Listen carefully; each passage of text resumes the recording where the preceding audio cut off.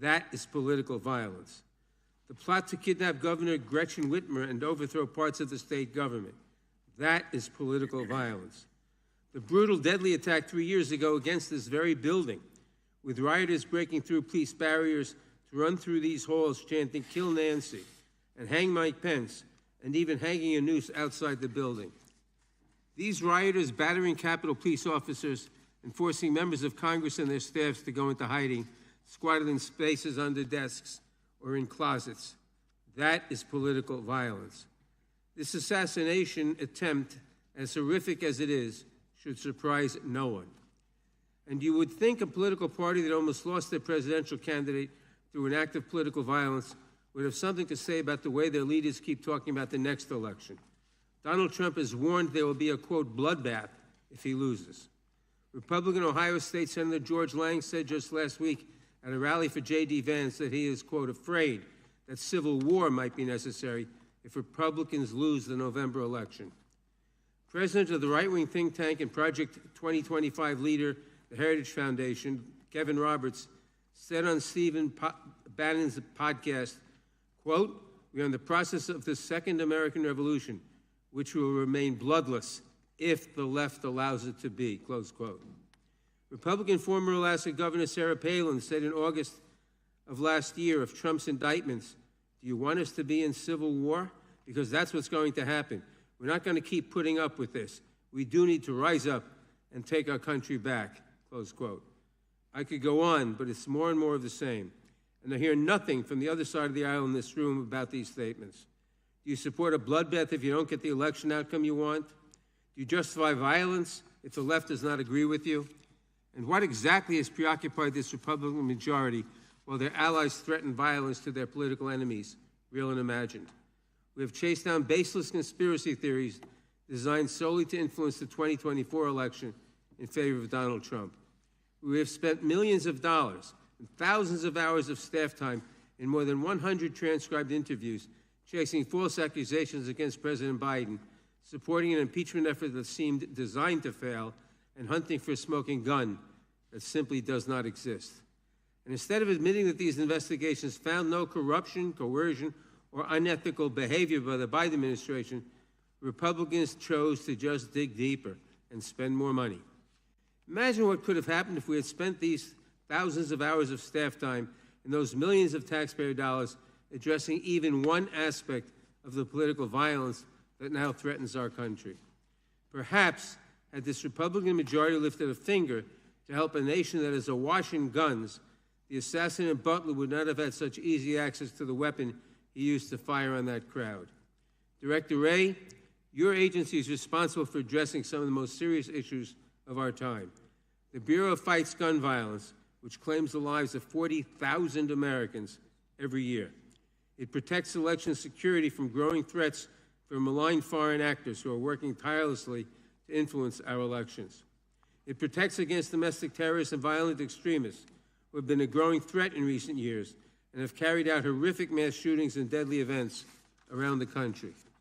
And so much more. I apologize to you, Director, that instead of supporting you in these missions in the 118th Congress, some of my colleagues have instead hindered your work, maligned your agents, and called to abolish and defund your agency, all for political gain. It is despicable, especially from the party that claims to, quote, back the blue. And I know that you and your many agents and employees have paid the price for these baseless attacks. I know you have faced a barrage of threats, distrust, and vitriol from the public as a result of these wild, politically driven conspiracies. I know it has become even more dangerous and difficult for you to come to work each day. I may not agree with you on everything, but I sincerely thank you and every employee in your agency who continues to protect our country. The FBI is vital to keeping America safe, and I pray that today we can focus on the real, substantive work of the agency. It is the least we owe our country in these times. I yield back. Gentleman yields back. Without objection, all other opening statements will be included in the record. We will now introduce today's witness. The Honorable Christopher Wray has been the director of the FBI since 2017. He previously served as the Assistant Attorney General for the Criminal Division of the Department of Justice, the Principal Associate Deputy Attorney General, and Associate Deputy Attorney General, and as Assistant U.S. Attorney for the Northern District of Georgia. Again, Director Wray, you've been here many times. We appreciate you being here today, and look forward to your testimony and answering our questions. We will begin by swearing you in. Would you please rise and raise your right hand? Do you swear or affirm under penalty of perjury that the testimony you're about to give is true and correct to the best of your knowledge, information, and belief, so help you God? Let the record let the record reflect that the witness has answered in the affirmative. Thank you, and please be seated. We have votes coming in about 10 minutes, but we definitely want to get through your opening statement as far as we can, and this is going to be an interesting day on Capitol Hill with the Prime Minister of Israel here as well. So, Director Wray, you're recognized for your opening statement. Good morning, Chairman Jordan, Ranking Member Nadler, members of the committee. I want to begin by offering my condolences on the passing of Representative Jackson Lee, who served the people of Texas in this body and on this committee for so long. Thank you all for your support of our efforts to protect the American people and uphold the Constitution. I am proud to be here today representing the 38,000 special agents, intelligence analysts, and professional staff who make up the FBI, men and women who every day work relentlessly to counter the most complex threat environment I've seen in my tenure as FBI director, and maybe in my entire career in law enforcement. Before I go any further, I also want to acknowledge and offer my deepest condolences to the victims of the horrific assassination attempt in Butler County. To the friends and family of Corey Comparator, who by all accounts lost his life protecting others from danger. To the other victims, 2 of whom were critically wounded. And of course, to President Trump, former President Trump and his family. As I've said from the beginning, the attempted assassination of the former president was an attack on our democracy and our democratic process, and we will not and do not tolerate political violence of any kind, especially a despicable account of this magnitude. And I want to assure you and the American people that the men and women of the FBI will continue to work tirelessly to get to the bottom of what happened. We are bringing all the resources of the FBI to bear, both criminal and national security. Now, there's a whole lot of work underway and still a lot of work to do, and our understanding of what happened and why will continue to evolve, but we're going to leave no stone unturned. The shooter may be deceased, but the FBI's investigation is very much ongoing. To that point, I also want to acknowledge that I recognize both the congressional and the public interest in this case and the importance of this investigation to the American people. And I understand there are a lot of open questions. So while the investigation is very much ongoing and our assessments of the shooter and his actions continue to evolve, my hope here today is to do my best to provide you with all the information I can, given where we are at this point. I have been saying for some time now that we are living in an elevated threat environment. And tragically, the Butler County assassination attempt is another example, a particularly heinous and very public one, of what I've been talking about. But it also reinforces our need at the FBI and our ongoing commitment to stay focused on the threats, on the mission, and on the people we do the work with and the people we do the work for. Every day, all across this country and indeed around the world, the men and women of the FBI are doing just that, working around the clock to counter the threats we face. Just in the last year, for example, in California, the FBI and our partners targeted an organized crime syndicate responsible for trafficking fentanyl, meth, and cocaine all across North America.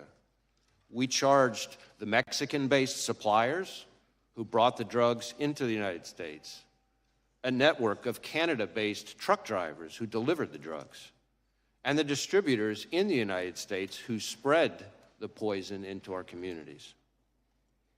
Staying on threats emanating from the border, I have warned for some time now about the threat that foreign terrorists may seek to exploit our southwest border or some other port of entry to advance a plot against Americans. Just last month, for instance, the Bureau and our Joint Terrorism Task Forces worked with ICE in multiple cities across the country as several individuals with suspected international terrorist ties were arrested using ICE's immigration authorities.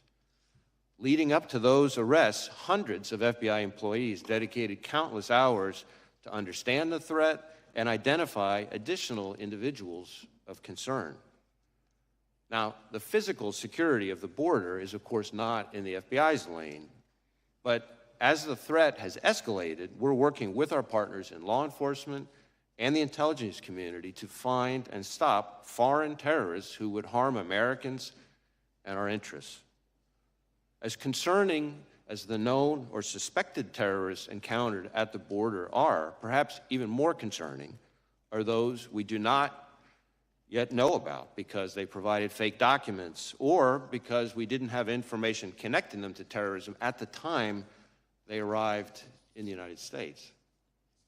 Staying ahead of today's threats demands that we work together.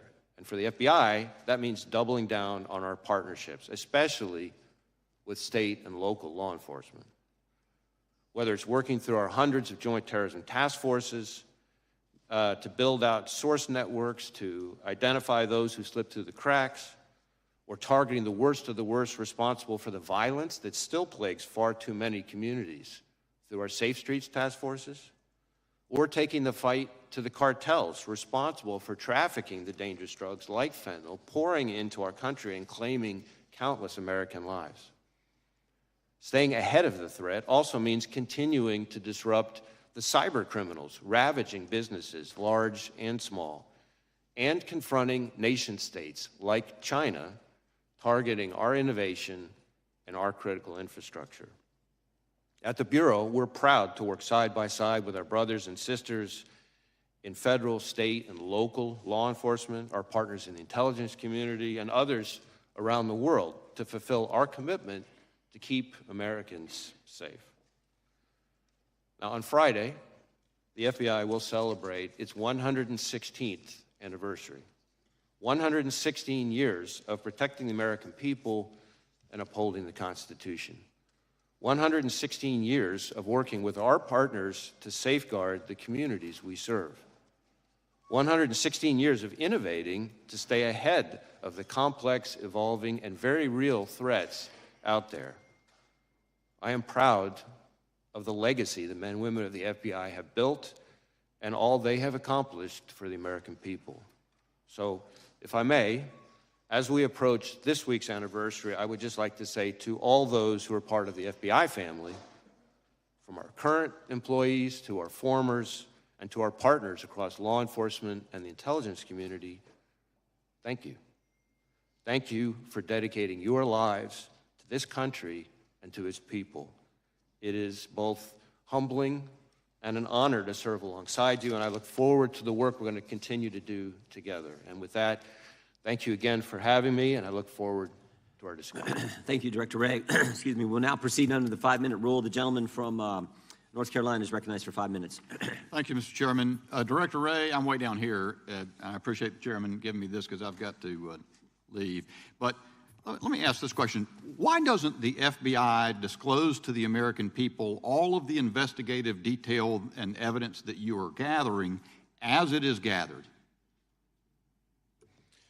Well, we have tried to be transparent with both Congress and the American people as we're going along in the investigation, frankly, unusually so for an ongoing investigation given the sheer nature of it. We have provided a lot of information. I expect to continue to provide information. I expect to be able to provide some additional information here today in response to your questions and your colleagues. But part of the issue is that, as like in any investigation, as we proceed, facts evolve. Our understanding of what somebody said turns out to have more context that we didn't have before. We have additional leads out there. So part of our goal is not just to respect the ongoing investigation process, but also to make sure that we don't prematurely provide information that then 2 days later turns out to be different than what we told people, because that's very much, kind of a natural part of any investigation. So, did Crooks fire 8 shots? We have recovered 8 cartridges on the roof.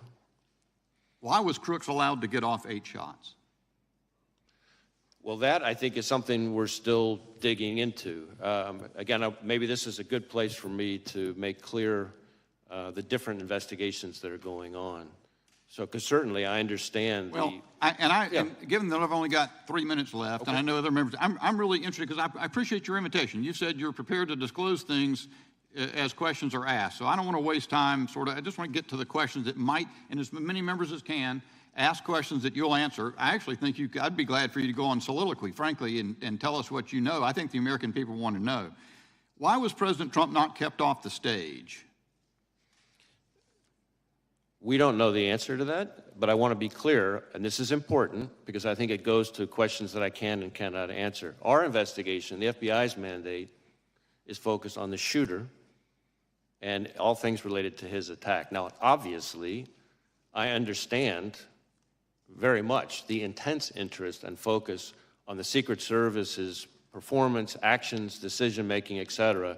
There are two separate after-action reviews, the DHS Inspector General and the outside independent panel that's been convened that are focused on that. Now, our investigation will obviously overlap with that. Here's the problem.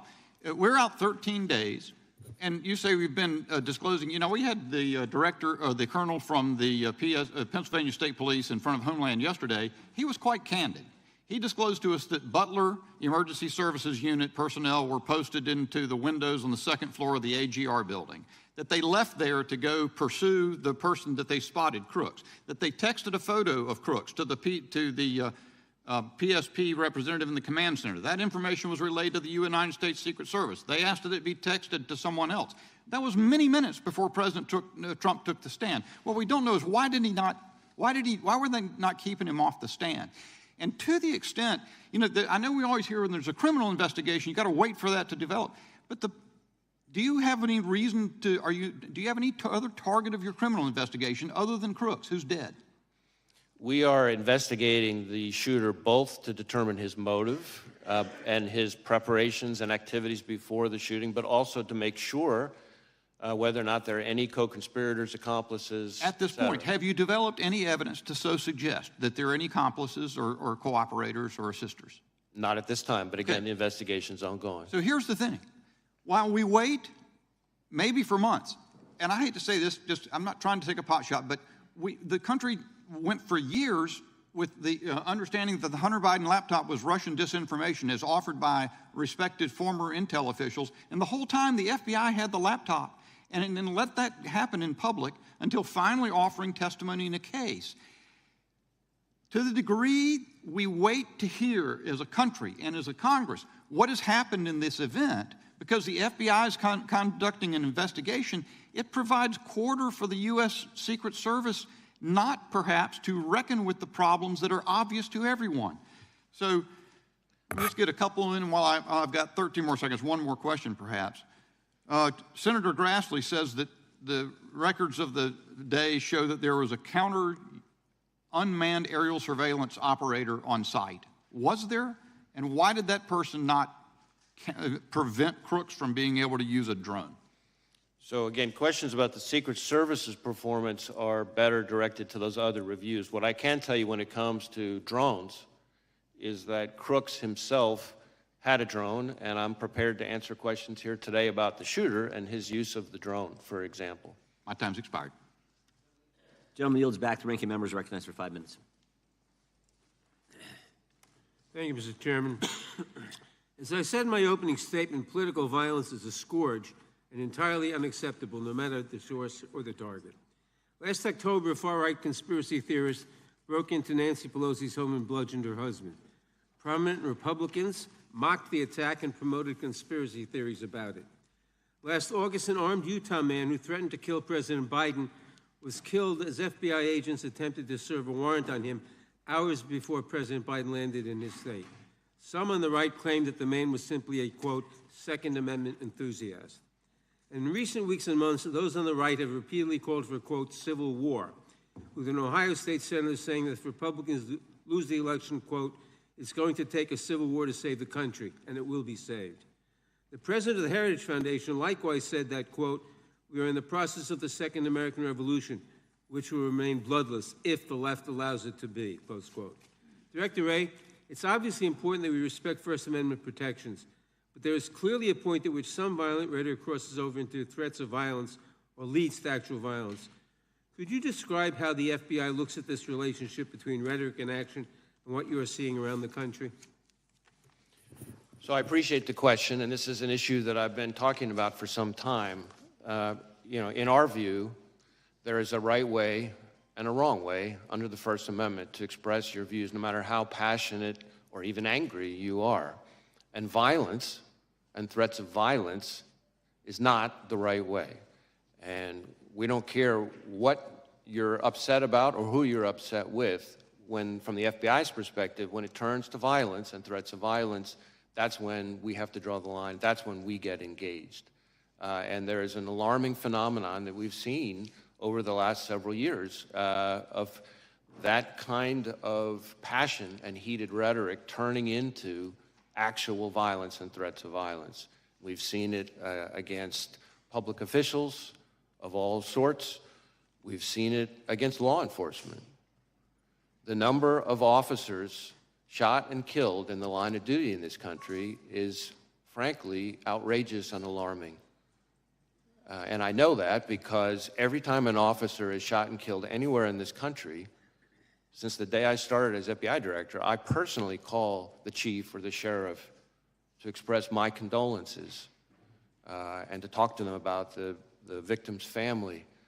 And the number of those shootings that are ambush-related, meaning somebody is targeting law enforcement because they're law enforcement, is particularly alarming. I have made around 400 of those phone calls. It's almost every 5 days that a law enforcement officer is killed in the line of duty. And that is an example of the kind of ways in which passions and heated rhetoric can bubble over into violence. Thank you. Members of Congress, their families, and their staffs have witnessed an alarming rise in threats against them. I appreciate the work your agency has done to investigate and address these threats, but I'm concerned that we do not seem to be stemming the tide. What is the FBI doing to ensure that members of Congress, their families, and their staffs are safe? So we have a very close relationship with the Capitol Police, and we have members of the Capitol Police, for example, who are on some of our task forces. We share intelligence information about things that we're seeing, trends that we're seeing with Capitol Police and others in law enforcement.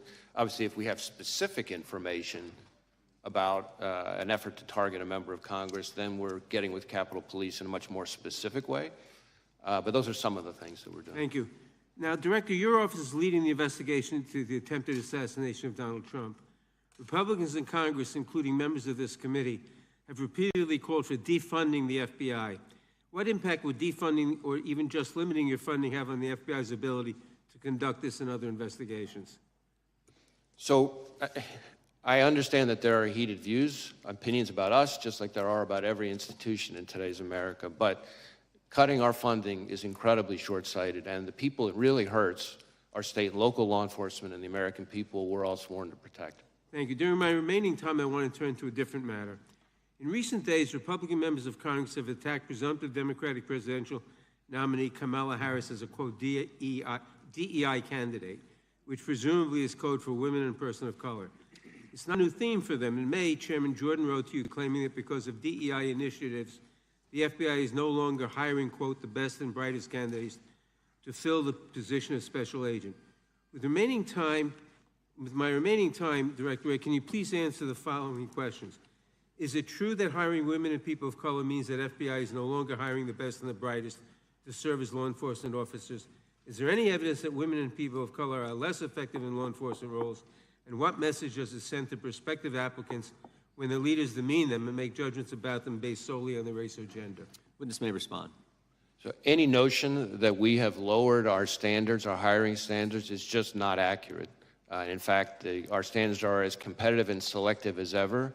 We have tens of thousands of people applying, and our selection rate is about 3.1%, which is more selective than just about any university in the country. And most of our applicants, I think something like 50% of them are coming from military or law enforcement backgrounds. About 50% of them also have advanced degrees. The average age is around 31, which means they're bringing a wealth of personal and professional experience when they arrive. And to suggest that those people, because of efforts related to diversity or anything like that, are less qualified, frankly, is not at all consistent with what I see, having visited all of our field offices and seen these young people in action, and I think is an insult to those hardworking men and women who've signed up to dedicate their lives for this country. Thank you, Director. I yield back. Gentleman yields back. Director, let me go back to where Mr. Bishop was. Tell me about the drone. You act like you wanted to fill us in on that. Fill us in.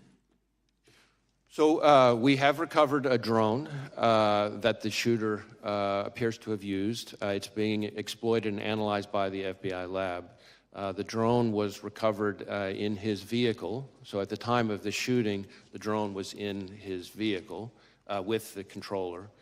In addition, our investigation has uncovered.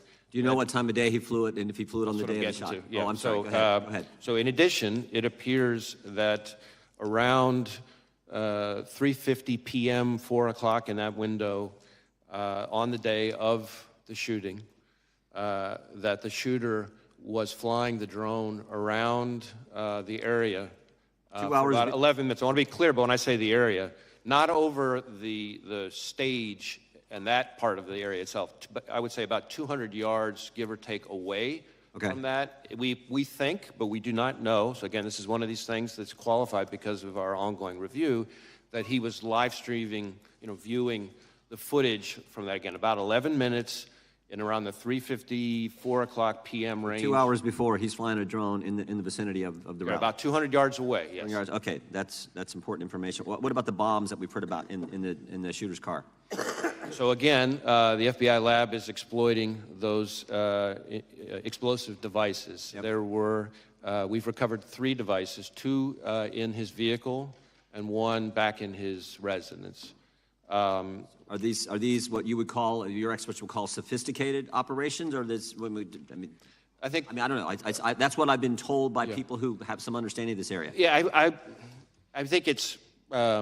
We've seen more sophisticated and less. I would say these are relatively, again, keyword relatively crude devices themselves, but they did have the ability to be detonated remotely. And so to that point, in addition to the 2 devices that we recovered out of his vehicle, there were receivers for those 2 explosive devices with the devices. And then on the shooter himself, when he was killed by law enforcement, he had a transmitter with him. Now, I do want to add one important point here, is at the moment, it looks to us, again, ongoing review, and I can't say that too many times, at a moment, it looks like because of the on-off position on the receivers, that if he had tried to detonate those devices from the roof, it would not have worked. But that doesn't mean the explosives weren't dangerous. And I'm sure we're going to get into all these subjects a little bit later as well. Tell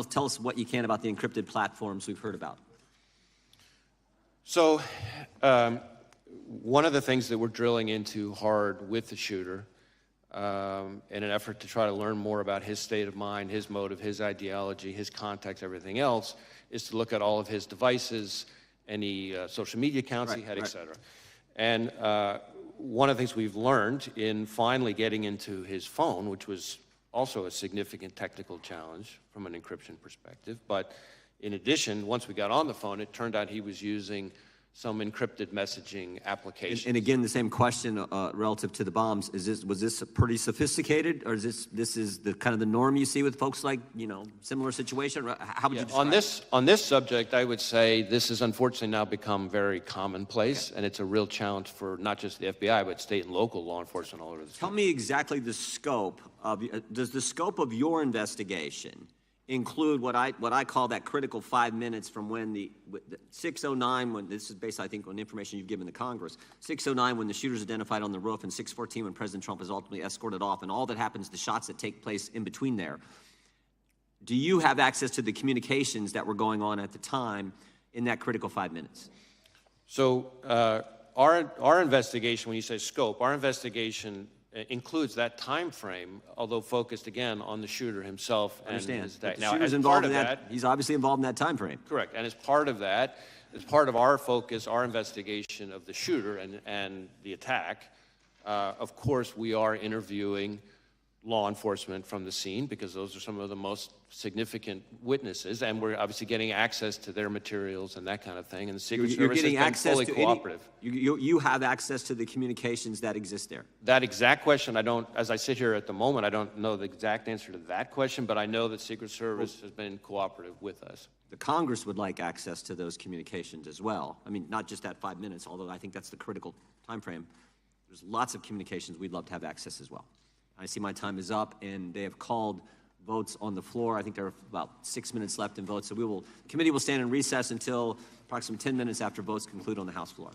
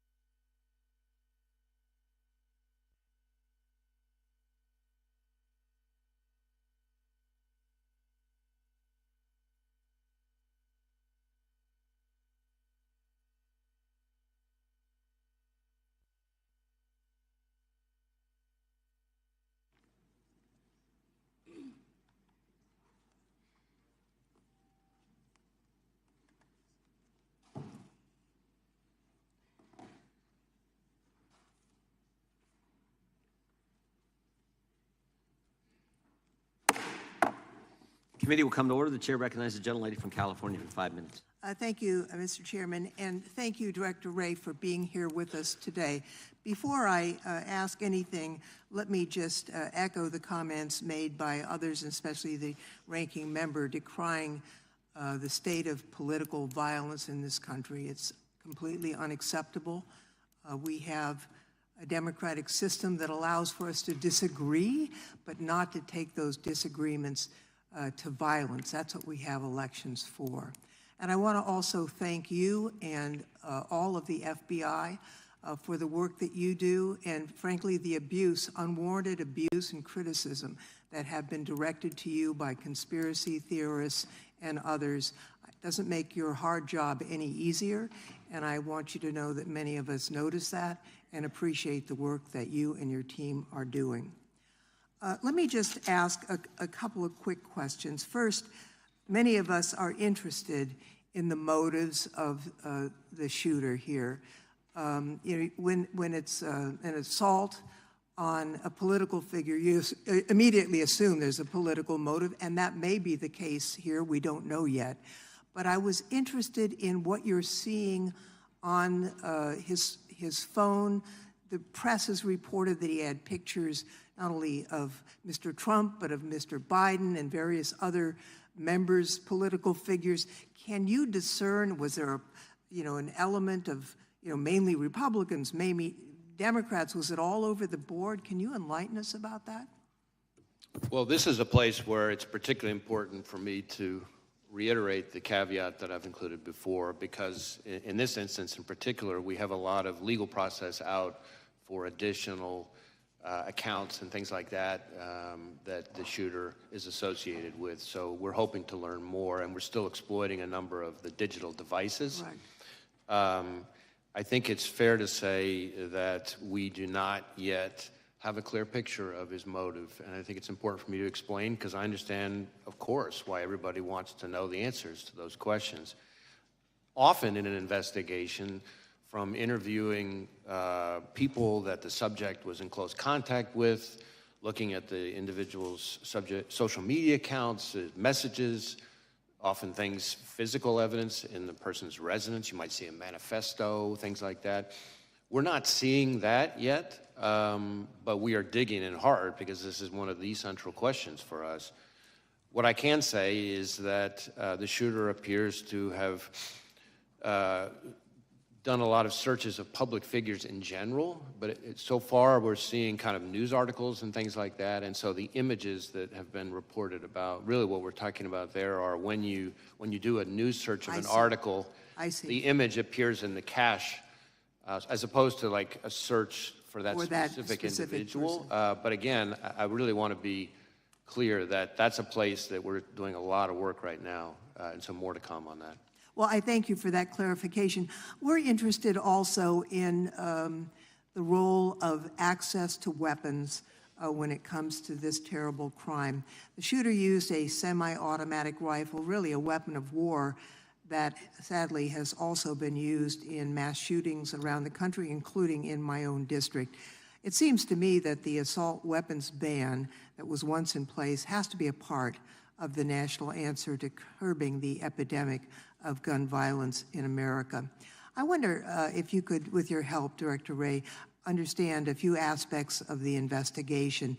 It's my understanding that the Bureau of Alcohol, Tobacco, Firearms, and Explosives, ATF, was quickly able to trace the gun's purchaser, using records from an out-of-business gun store, records that the government is required to correct. Some of my colleagues on the other side of the aisle have suggested that collection should stop. There have been efforts to digitize it, which have been resisted.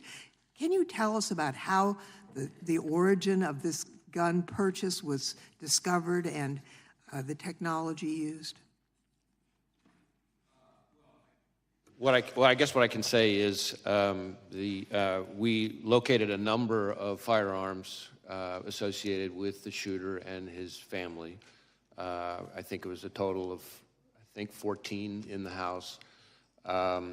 The weapon that he used for the attempted assassination was an AR-style rifle that was purchased legally, that he, is my understanding, acquired, I think bought actually from his father, who was the one who originally bought it, again, legally. Thank you, Mr. Chairman. My time has expired, so I yield back. Gentlelady yields back. Gentleman from California is recognized. Thank you. Director, I'll try to ask questions that are answerable too. I think that's been done pretty well on both sides. You do the advanced threat assessment and deliver that information as to the general threat and then specifics as to protected people to the Secret Service. Is that correct? Well, sort of. The Secret Service does a threat assessment, but they're doing that based on intelligence that they receive from a number of sources, including, of course, the FBI. So we share, whenever we have threat information related to a particular individual or protectee, then we share it with the Secret Service at a number of levels. So you're a participant, but ultimately the responsibility for threat assessment as to these individuals belongs to the Secret Service. Well, again, the threat assessment for the individual belongs to the Secret Service, but we are an important part of that because we share threat information, if we have any. They get threat information from a variety of sources. So, and you get them from that same variety of sources. They've got no sources that are excluded from the FBI, do they? Well, I don't know. I'm not aware of any that are excluded from the FBI, but they may receive information that comes directly to them that didn't come to us. Sure. Okay. Director, do you believe that former President Trump was a high-risk threat under your assessment? Well, I believe that former President Trump, really, frankly, like any president or former president, is a very high-profile figure and attracts a lot of, unfortunately, of the kind of threats we've been talking about. It's fair to say, not on a scale of 1 to 1,000,000 with little nuances, but on a scale of 1 to 10, President Trump's risk was very similar to a current president, very similar to, because he was the presumptive nominee and leading in the polls and so on, that he was a high risk by any standard. Is that correct? Certainly, there's a reason why he has so much protection around him. Okay. Robert F. Kennedy Jr., the son of assassinated senator and the nephew of an assassinated president, would you say he was also, as a presidential candidate, at significant risk? Again, I think any presidential candidate raises some level of risk. It might vary from candidate to No, but it's clearly a risk. Okay. In a nutshell, the day before this attack, President Trump was documented not to have gotten on multiple occasions from the Secret Service what they asked for. The day after, it looks like they're getting more. The day before, RFK had been denied by the president multiple times, Secret Service protection. The day after, he now has it. So now my question is the actions of a 20-year-old with a lone gunman on a roof sufficient to change the risk assessment in your mind for President Trump and RFK? Or are we just realizing the threat that was always there and being more appropriate in matching it? And I know that's a little vague, but you've been at this for a long time. Hindsight is 20/20. Now that we have hindsight, is it fair to say that giving Robert F. Kennedy Jr. security, upping the security, including drones, overhead support for the president, former president, these are all things that in hindsight should have been done the day before? Well, let me try to answer your question this way. Of course, as I said, the assessments of the level of security to be provided to individual protectees. No, I understand it's a Secret Service decision. But what I would say to you is that, and I've been saying for quite some time, including in front of committees of this Congress, that we are in an elevated threat environment, and we have been for some time. And that comes from a variety of quarters. It is, quite frankly, a dangerous time to be a prominent public official. And in regards to that, the other side has spent a lot of time talking about what people on the right have said. But there was an attempted assassination on a Supreme Court justice. We have had the highest-ranking senator on the other side of this body saying that there were actions, that they were accountable. We have had multiple members of Congress in both the House and the Senate berating the character of members of the Supreme Court as a result of their decisions made, both, sometimes 6-3, sometimes unanimous, whatever. Are those comments, not any one of them, but are those comments and the generation of that sort of, oh, this guy's bad for democracy, this Supreme Court justice is a threat to democracy, is that the kind of thing that raises the threat level, and would you caution against that? Well, I do believe that we've seen an increase in threats of violence, which again, that's the FBI's lane, not rhetoric, no matter how despicable or heated it is, but violence and threats of violence. We have seen an uptick in threats towards judges, among other prominent public officials, including, as you say, a case that we helped investigate involving a threat to a sitting Supreme Court justice. An attempt. An attempt. Thank correct, you. Right. I think it's a reflection of a broader phenomenon that we are seeing in this country, where people, again, very passionate, I respect that, very angry, I respect that, but there's a right way and a wrong way to express yourself when you're angry. And violence and threats of violence just can't be it. And that's where we fit in. It's not my role as FBI director to call out particular people's rhetoric. There's a place for that, but that's not my role as FBI director. But when it turns to violence and threats of violence, that has to be treated as unacceptable, and that's the way we look at it. Thank you, Mr. Chairman. I yield back. Director, when did the FBI learn that Iran was threatening President Trump's life?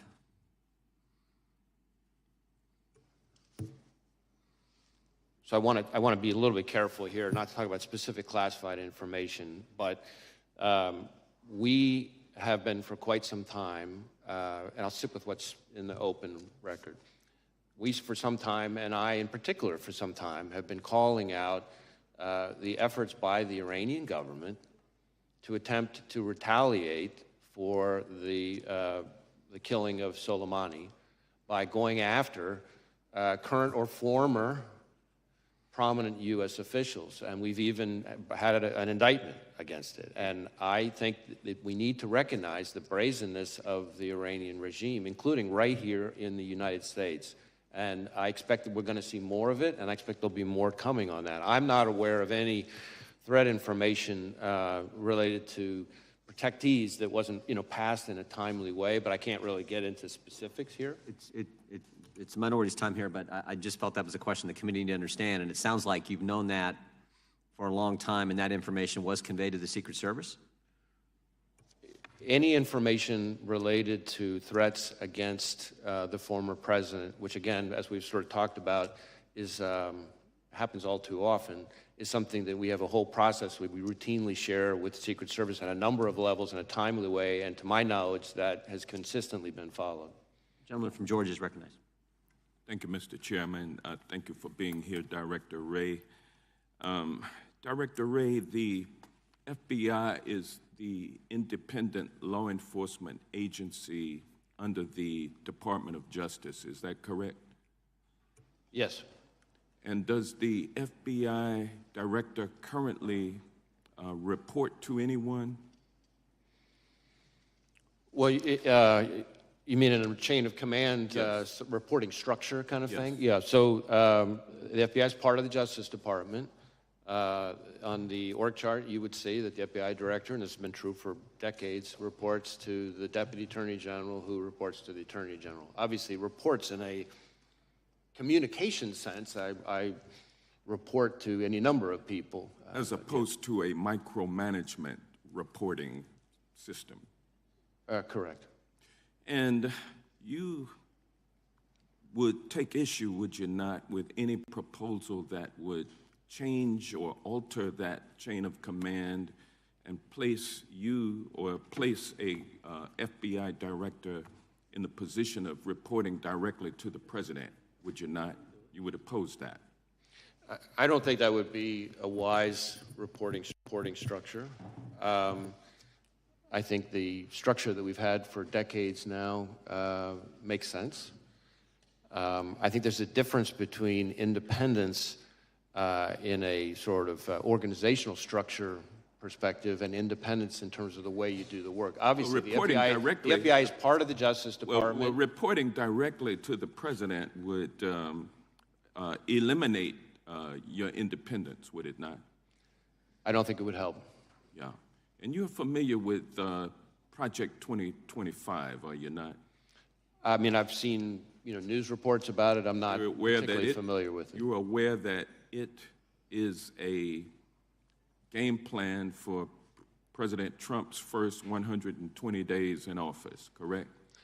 I'm really not familiar with the details. Again, I've seen reporting about it. It is, and what he proposes to do is to force the FBI director to appoint, report directly to him. That's what he wants to do within the first 120 days. He also wants to eliminate the position of FBI General Counsel. That is also set forth in Project 2025. How would you recommend that?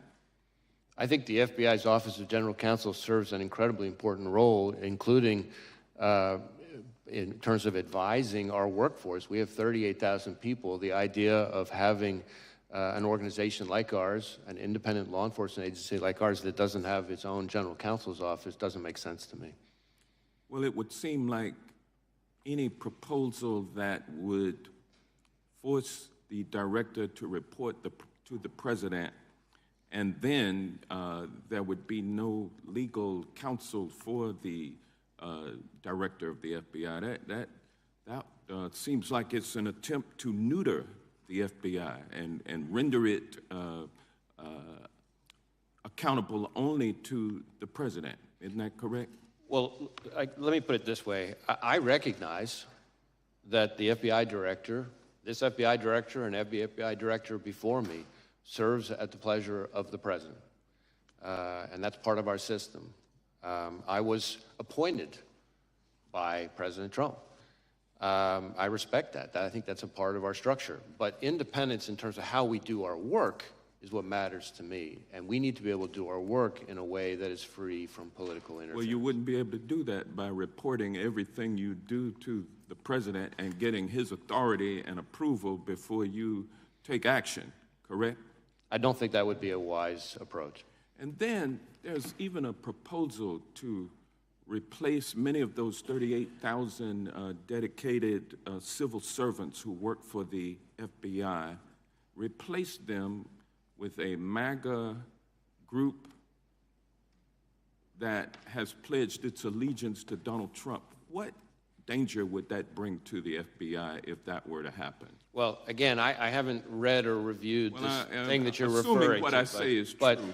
But What the FBI is impact would made that up have? of the FBI is made up of 38,000 dedicated career law enforcement professionals. It has no political appointees of any kind, unless you count me as a You don't nominee want of the that to former change president. either, do I you? don't think that should change. I You don't think want that is a bunch that is of MAGA part of how we do loyalists our work. being, Right.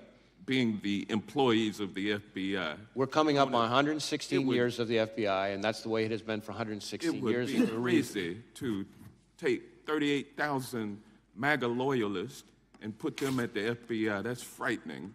That's what Project 2025 proposes, and I'm glad to know that you are not with that program, and with that I yield back. Gentleman yields back. Gentleman from Florida is recognized. Was the shooter on the FBI's radar in any way prior to the assassination attempt?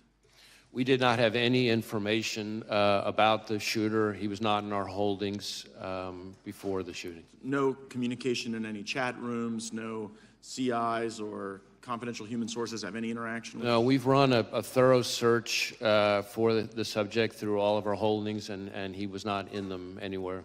Were there any FBI agents or informants present at the Trump rally in Butler?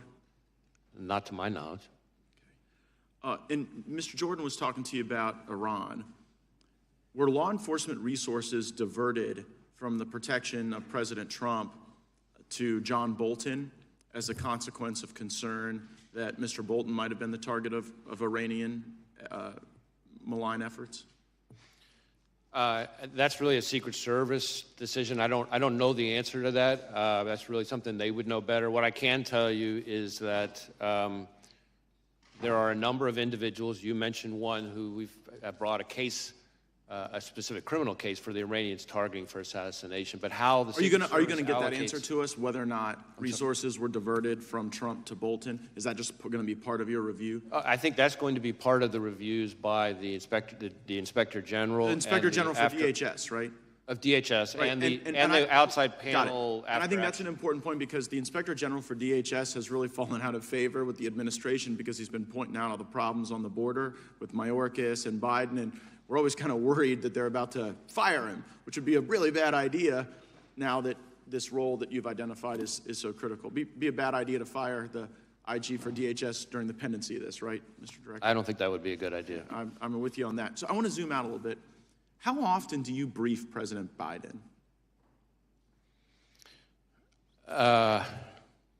You mean on this No, specific just general. case? No, in your role as FBI director. I mean, I don't know that I could give you a number. Is it like weekly, monthly, daily? It's not at a regular cadence. There have been times when there have been months at a time when I haven't, and then there have been times when several days apart I have. Okay. It's always with other people. The vice president, is she typically there? Often has been. Okay, so when did you notice his decline? In my interactions, in my role, all my interactions with the current president have been completely professional. Right, but I mean the cognitive decline. I'm not saying he treated you unprofessionally, just maybe not picking things up as quickly as he used to. Again, I don't meet with him very often, but what you're describing is not something that I've observed during my interactions with him. I mean, we've had it observed so often that the ranking member and Mr. Schiff on this committee have said that he could no longer continue as a candidate. And so, since you're the FBI director, I was just sort of wondering, like, who's running the country? Like if something bad happened, you'd have to go brief President Biden about it right now? God forbid? And on any number of occasions, I have briefed the president, and as I said, those briefings have all been uneventful and unremarkable. Oh, I can imagine them being uneventful. But in the work where the vice president's also present, like you say, there's like more than half the time there's these briefings, she's there too? I don't know if I'd said more than half the time. Certainly, there have been times where she's been present. There have been other times where she hasn't. I take you at your word when you say this is the most complicated threat environment you've ever observed over a long career in law enforcement. And I'm just kind of wondering, with this assassination attempt, with the invasion at our border, with all the Hamas that have been let in that you've talked about and briefed about, like, is Biden up to it? And if he's not up to it, and you're a guy who's been regularly briefing him, like, who's been in on this conspiracy to hide the real Joe Biden from all of us for years? It never occurred to you that this guy wasn't up to it in all these briefings you did? As I said, my briefings with the president have all been completely fine. Were they I've between briefed, 10 a.m. and he's 4 asked p.m.? questions. There hasn't been anything of note in the area that you're talking about. Yeah, did you ever have to brief him before 10 a.m. or after 4 p.m.? We hear those are his good hours. I certainly times that I have briefed have included outside those hours. Right, okay. I just, I think the American people want to know how we got to this point with someone who's so diminished his own party has basically put him out to pasture. And since you had close proximity and the vice president had close proximity, I'm just kind of wondering if you were being straight with all of us about how things were going with him. I guess we'll have to figure that out. You can count on me to be straight with you, sir. We'll see. Gentleman yields back. Gentleman from Tennessee is recognized. Thank you. Firstly, I'd like to recognize, unfortunately, the fact that our colleague and my colleagues side by side made for many, many years in this committee. Sheila Jackson Lee is no longer with us. She was a great member and a force for America, and her loss is felt and it's great. Secondly, I'd like to say to the FBI director that there were some remarks made when you were introduced, preemptory remarks saying that people don't have great faith in the FBI and et cetera, et cetera, et cetera. I have great faith in the FBI, and I think most of us on this side of the aisle do. And we appreciate your work and we appreciate your being here. Some on the other side of the aisle have cast aspersions upon the FBI and upon law enforcement. And if they don't want to support law enforcement, that's their business. But I support law enforcement, and the FBI is the top rank of law enforcement in our country. So I thank you and all of your people that work with you. Secondly, there's been some questions about the FBI maybe being weaponized. Did President Biden ever ask you to get involved in the case in Orlando, Florida, where Kevin McCarthy says that Mr. Gates is investigated for some sexual involvement with a 17-year-old girl? Did the president or anybody in the Democratic Party, as Mr. McCarthy has suggested, weaponized you and tried to get you involved in that case? No, sir. Good, thank you. Just wanted to make sure of that. Butler, Pennsylvania, I read something about a ladder. He used a ladder to get up on that roof, and that the ladder was found somewhere a distance away. Is that true?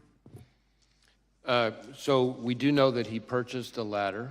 I think, if I recall correctly, it was about a 5-foot tall type of ladder. But importantly, we did not find the ladder at the scene.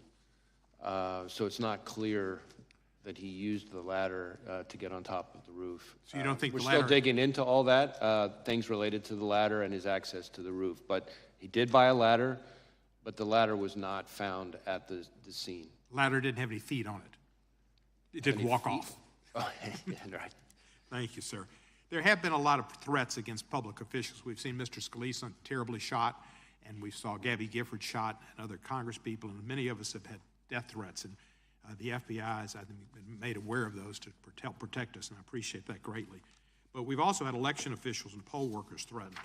What is the FBI doing in consultation with other law enforcement to ensure every eligible voter can safely and confidently cast a ballot this year?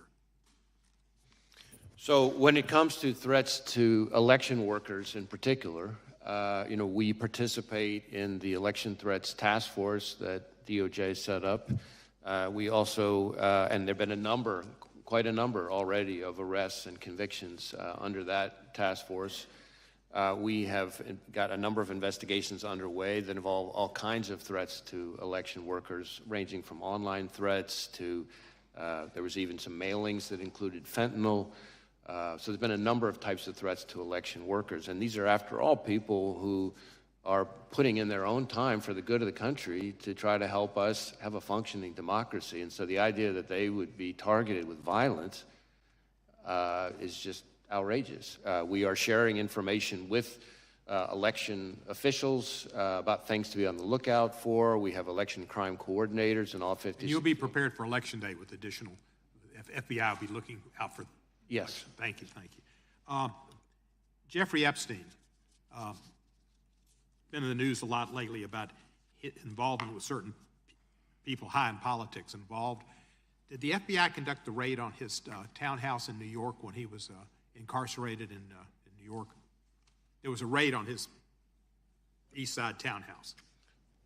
Well, I don't know about a raid. I know we executed a number of searches in the course of our fairly extensive investigation related to Mr. Epstein. Can you tell me, during that search, if you came across and have within the possession of the FBI tapes of him with other individuals that he might have taken in, people in compromising positions? Yeah, I don't know that there's anything I can share related to that. I can see if there's information we could provide and maybe get back to you on it.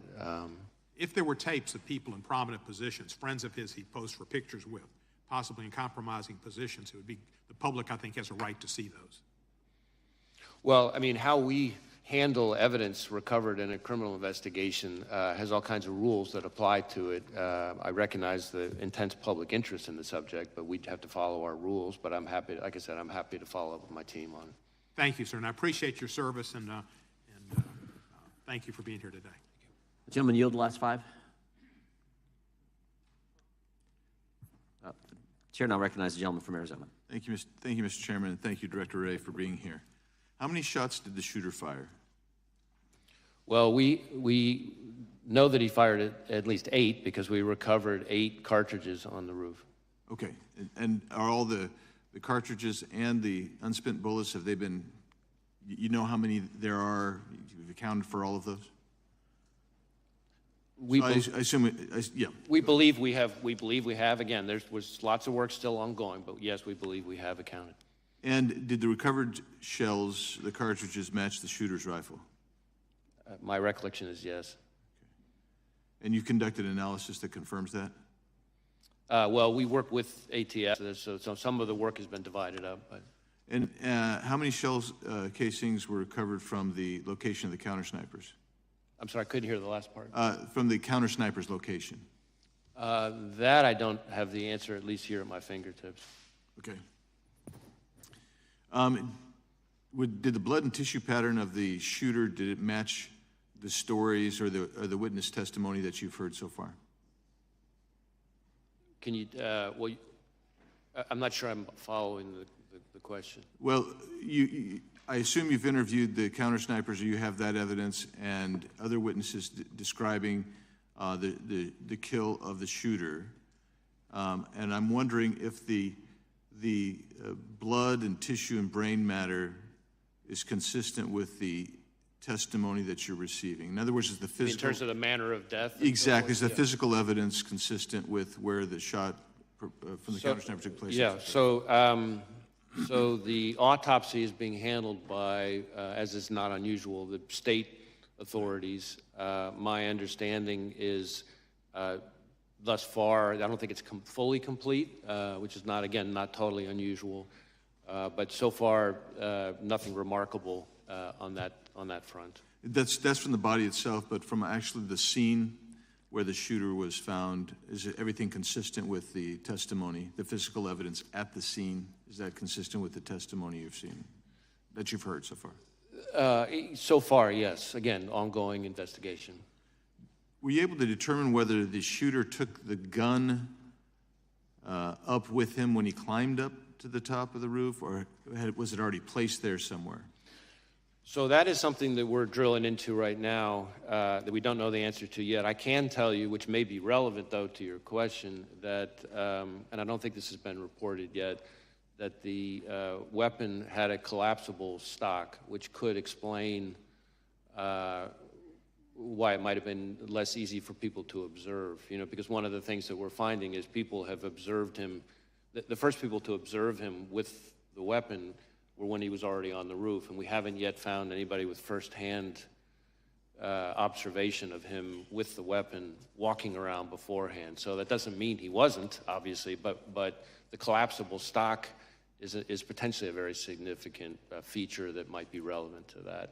Did he have a scope? I believe so, but as I sit here right now, I don't remember. Okay. You mentioned about 2 hours before the incident that he'd had a drone and he was using a drone. Instead of me putting words in your mouth, just tell me how you discovered the drone, how you discovered the time, and how you discovered, if you can describe what he would have been observing with the drone and how you determined that, please. So this is something that's very much ongoing right now. We're going back and forth with our lab as they continue to do work on it. What I would say is the drone was in his car. As I said, we've been able to, by exploiting the drone, determine, its use and flight paths. There were no pictures or videos on the drone of the day of the rally, for example, but we have been able to reverse engineer the flight path of the drone from the day of the rally, and that's how we know that for about 11 minutes, from I think it's around 3:50 p.m. to 4 p.m., somewhere in that range, he was flying the drone, and we have the flight path. It's about 200 yards away from where former President Trump would ultimately be speaking. And so that would have primarily given him a vantage point. I'm trying to think how to describe this. If the former president's podium is that way, yeah, the drone would be over here looking, say 200 yards again off this way, looking back. So it would have shown the shooter, we think, again, we're still doing more work on this. I really want to qualify what I'm saying, but I'm trying to be transparent and lean in here. We think it would have shown him kind of what would have been behind him.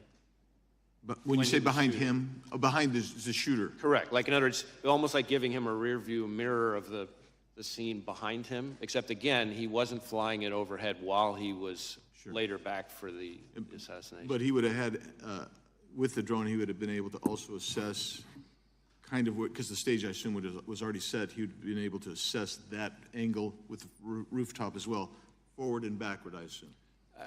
Well, certainly going towards the towards the podium. Again, we're still trying to figure out exactly what he saw, because we're having to, in effect, because there's no recording of what he saw during those 11 minutes, you know, our hypothesis at this point, the experts think he would have been live streaming it. And so we're trying to, in effect, say, okay, well, if this was the flight pattern, given these capabilities of the drone, what would you have seen? What could you have seen for those 11 minutes? And again, it wasn't over the stage or the kind of the hub of the rally. It was about 200 yards away, but it looks like it would have been looking, let's say, you know, length of a football field or so, more, you know, kind of towards the podium. Great, thank you, Mr. Chairman. How many separate times was the shooter on the premises? So again, with the caveat that we're continuing to do work on it, we believe that the first time he traveled to the grounds was, I think, a week before, and he spent roughly 20 minutes there. Then he went to the grounds again on the morning of the event, it appears, for about 70 minutes, I think, but again, I qualify that. I'd have to go back and look to be sure of that part. And then he came back in the afternoon, so that would be, I guess, a third time for good. But that included things like this drone activity we just talked about. Gentleman from California is recognized. Thank you, Mr. Chairman. Director, thank you for appearing. Thank you for the extraordinary job that you're doing. Please convey our thanks to the men and women at the Bureau for their incredible work. I've worked with them since I was an assistant U.S. attorney more than 30 years ago. Let me start with a threshold question I'm curious about. When I applied to be an assistant U.S. attorney, I had to go through a background check. Do candidates for the FBI have to go through background checks? Yes. Would someone with dozens of felony convictions survive a background check for the Bureau? No. So they would never be hired by the Bureau? No. Well, clearly the Bureau has, you don't have to comment on this, I know you won't, but clearly the Bureau has higher standards for their hiring than one of America's great political parties. Let me turn to the events of the tragic shooting. Have you been able to gain access to the shooter's electronic communications, social media, and with the caveats that you mentioned that the investigation is still early, have you been able to make any deductions or are there any indications of the shooter's motivation from those electronic holdings? So in terms of our ability to access it, we have been able to get into and exploit a number of electronic devices, digital devices, but not all of them yet. And then within his various accounts, we've been able to get access to some of them, but some of them we're still waiting on. Some of them we may never get access to because of the encryption issue, that it presents an increasingly vexing barrier for law enforcement, not just the FBI, but for law enforcement all over the country. But we're still drilling into that. We have some information. Some places we've been able to look. Some places we will be able to look. Some places we may never be able to see, no matter how good our legal process is. But that's what we're looking at right now. In terms of what we've been able to find so far, a lot of the usual repositories of information have not yielded anything notable in terms of motive or like ideology.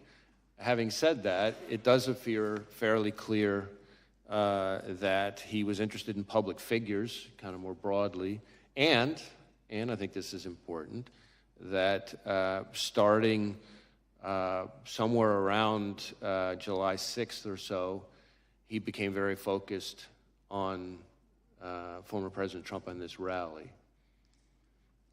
And so one of the things that I can share here today that has not been shared yet is that we've just in the last couple of days found that from our review, to your point about devices, analysis of a laptop that the investigation ties to the shooter reveals that on July 6th, he did a Google search for, quote, how far away was Oswald from Kennedy? And so that's a search that obviously is significant in terms of his state of mind. That is the same day that it appears that he registered for the Butler rally. And when you say that his electronic holdings indicated an interest in different public figures, without revealing anything you're not comfortable revealing about those public figures, can you tell us anything generally about them, either the offices they hold, their political party, or was it simply people of a high profile? Well, a couple things. First,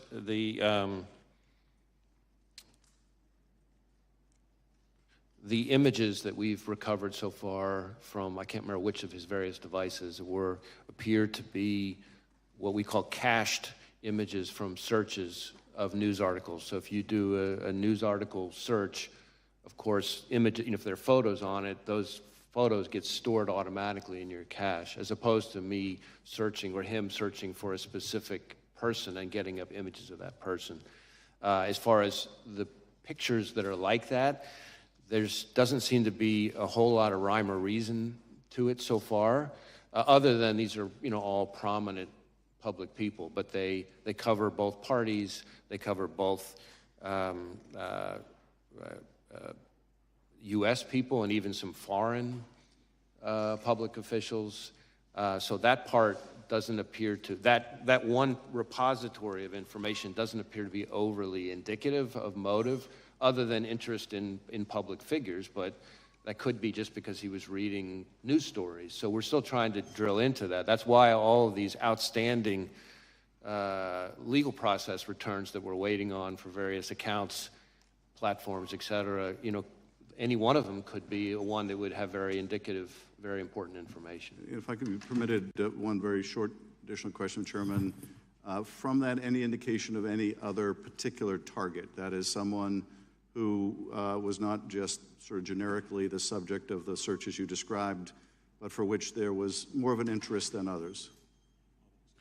There's the information I just described at the moment does not appear particularly indicative of targeting in its own right. But again, that dot, once we get other information, could connect in a way that might be more meaningful. But I'm sharing that piece of information with this committee and with the American public, but I think it's important that we put down a qualification. This does not appear to be some kind of target list or something like that. This is cached images from running searches of news stories. And again, there's nothing at the moment, there's no pattern from that particular piece of information that is overly remarkable so far. Thank you. Thank you, Chairman. Gentleman yields back. Gentleman from California is recognized. Mr. Director, you previously told us that you consider the situation on the southern border to be a massive security threat to our country. Is that still your assessment?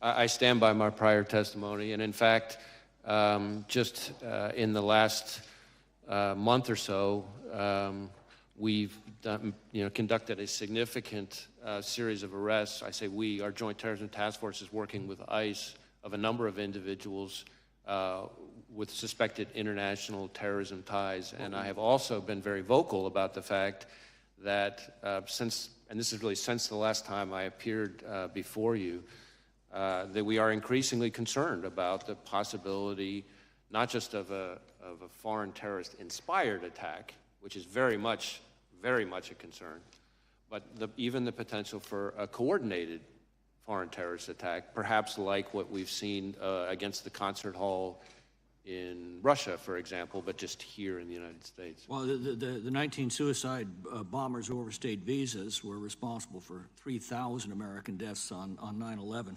What's your best estimate of the number of foreign terrorists who are now in our country? I don't know that I could give you that number.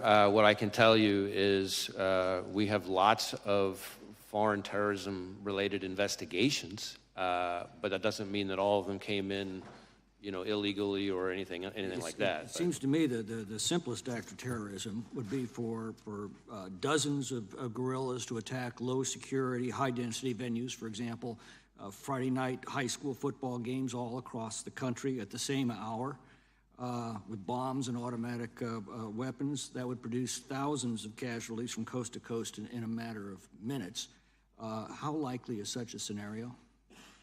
Well, what you're describing would require, of course, a lot of coordination. But what I will tell you, and I think you're onto a particularly important point from my perspective, which is that unlike the 9/11 attacks, which, again, I was in FBI headquarters on the day of 9/11, and so I remember it vividly, and I've spent plenty of time in the period after that in my prior positions engaged with the families and the victims. But what we're seeing more and more with the foreign terrorist threat, and frankly also the domestic terrorism threat, is a focus on kind of like what you're talking about, well, what I would call soft targets, which is really for the American people's benefit, just intelligence community speak for where everyday people live their everyday lives. What terrorist groups have now infiltrated our country that you're tracking?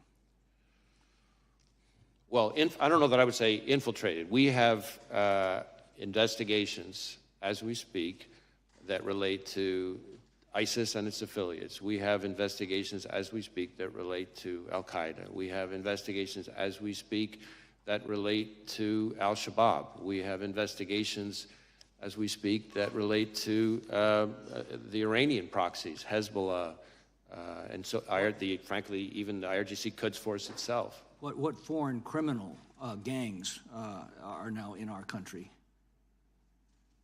that you're most concerned with? Well, foreign criminal gangs, I mean, we obviously have investigations, a lot of investigations into, gangs like MS-13, for example, and some of its counterparts. Although I think if you were to talk to most chiefs and sheriffs like I'm doing every week, we shouldn't underestimate how prevalent neighborhood gangs are, really. A lot of the gang violence that... Well, I'm concerned about those that we've allowed in through the southern border and what threat they are now posing. Do you believe that the vetting performed at the southwest border is adequate to ensure that aliens with terrorist or criminal gang ties are not being released into the United States? Well, it's not really for me to speak to the vetting. What I would tell you is that... you have to deal with it once they're released in the United States. And one of the concerns that I have, which I touched on briefly in my opening, is there's been a lot of focus on the number of known or suspected terrorists encountered at the border, and that number has increased over the last 5 or 6 years, and that should be of concern. But frankly, to me, the bigger concern is individuals who weren't either weren't on the watch list at the time they came in because there wasn't information known yet that ties them to terrorism, and it's only after they get in that some new piece of information develops somewhere overseas, and now we know. That's a bigger concern. We've been warned that they basically vet against a blank sheet of paper. If they don't have a record in this country, Border Patrol probably doesn't have any record. They're released into the country, and you find out later of the dangers. Right, or if they use fake documents and there aren't biometrics to connect them. Sometimes there are people who come in who, because of the nature of the threat information that puts somebody on the watch list, there wasn't, fingerprints from the person at the time, because not every piece of intelligence comes with fingerprints. So then the guy comes in using fake ID, and of course, there's no reason to connect them. And of course, the 2 million gotaways you know absolutely nothing about. Exactly. Well, I don't know about absolutely nothing, because we may come across them in other things. I mean, one of the key parts of our collective defense here is that we work with 800,000 sworn law enforcement across the country, and we train them on the right questions to ask and things like that, so that we can build in additional eyes and ears if they, do a traffic stop or whatever happens to be. We run a greater chance of leveraging all that to pick up people who may have slipped through the cracks. Gentleman yields back. The gentleman from California is recognized. Director, we're about 100 days until the election. Russia has attacked our democracy in past elections. Are they seeking to do it in this one? We assess that the Russian government continues to want to influence and in various ways interfere with our democracy, with our electoral process. In fact, just in the last few weeks, we announced a significant disruption of a generative AI-enhanced social media, bot farm, essentially, of the Russians, that was designed to be an influence operation, and some of the fictitious profiles of those bots purported to be U.S. persons. So they're still at it. We've seen that in election cycle after election cycle. Do the Russians have a preferred candidate? I'm not sure that I could speak to that here, but certainly what I would tell you is it's not just the Russians, and I think that's important for people to know too. There's a lot of attention to the Russians, as there should be, but we also know, you may recall that in 2020, Director Ratcliffe and I announced an effort by the Iranians to try to interfere, and more recently, we've had indictments related to China. 34 Chinese MPS officers creating fictitious personas, posting false information online, full of narratives designed to sow divisiveness, discord, undermine us. And I'm talking about narratives that they were pushing, again, purporting to be Americans, but actually Chinese MPS officers. For example, trashing any suggestion that COVID came from a lab leak, or trashing U.S. law enforcement on the occasion of the anniversary of George Floyd's death. And shifting to the attempted assassination on the former president, I want to make it clear, in America, violence has never been the answer. Not on a certain day in January or a recent day in July. And I just want to go through the shooting just briefly with you. How many armed officers were within the perimeter, just ballpark figure? You know, that really goes to the security posture, which is the subject of the DHS Inspector General's review and the outside panel, independent panel that's Would you say probably more than 100, though? I have to believe that number, but I don't have that number at my fingertips. Our focus is on the shooter and his attack. And the shooter was able to get 8 shots off before he was killed? That's what it would appear, yes. Type of weapon used by the shooter was an assault rifle? Was an AR-style rifle. So that means one trigger pull, 1 round, is that right? Essentially. Do you like to shoot? Do I? Yeah. Yes. Do you know the difference between an AR and a bolt-action rifle? I'm not going to try to sit here and engage on sort of firearms expertise, but I've fired a variety of weapons. But had the shooter used a bolt-action rifle, would that have been one trigger pull, 1 round? That's my understanding. Would there had to have been more? Well, on an assault rifle, trigger pull, round, bolt-action, non-assault rifle. What's the difference? Is it faster, slower? He was able to get more rounds off more quickly than he would have with other kinds of weapons. And that's my point, is that we can add additional resources to protect political candidates, and we should. The people who went to that rally deserved to be protected from gun violence, just like the students at Parkland deserve to be protected from gun violence, just like the babies at Sandy Hook deserve to be protected from gun violence. So we'll devote more resources. We've added a presidential candidate who is also now protected. But if we're being honest with ourselves, we have armed this country to the teeth. And we have allowed the most dangerous people to have access to the most dangerous weapons. I say that as a parent of a 7-year-old and a 5-year-old and a 2-year-old, the 2 oldest who have done multiple mass shooter drills in their classrooms. I say that as a brother to 2 police officers who walk a very violent beat. And I say that as an elected official who believes that my colleagues deserve to be as safe as I deserve to be when we are at political rallies. And so we really need to step back and think, if we allow these weapons to be in our country, can we truly protect our elected officials, and can we truly protect, most importantly, our children and the next generation? I yield back. Gentleman yields back. It is good to have Mr. Massey back with us today. Some of us had a chance to go to Kentucky over the last few weeks and visit with Thomas and his family and hear all kinds of wonderful stories about Rhonda. Amazing lady, gentle spirit, and we're glad to have Mr. Massey back with us. And the next 5 minutes belong to you, Congressman. Thank you, Chairman. Director Wray, how many counter snipers were present at the rally that day, and which of the counter snipers took the shot that took out the would-be assassin? I don't have the number of counter snipers. I know it was a Secret Service counter sniper who took the shot that eliminated the shooter. We've conducted a number of interviews, including of him. So was it one of the two that we see in the videos on top of the roof, or was it a different location that was shot? I'm afraid I don't have that at my fingertips here. Okay. You mentioned that the would-be assassin bought a 5-foot ladder. You have a credit card evidence of that. But it looks like on the scene there was a larger ladder that he might have used. Do you know which ladder he used to get to the roof? And do you have possession of that 5-foot ladder and the other ladder? And do you know how the taller ladder got to the scene? So this whole business about the ladder is something we're drilling into more.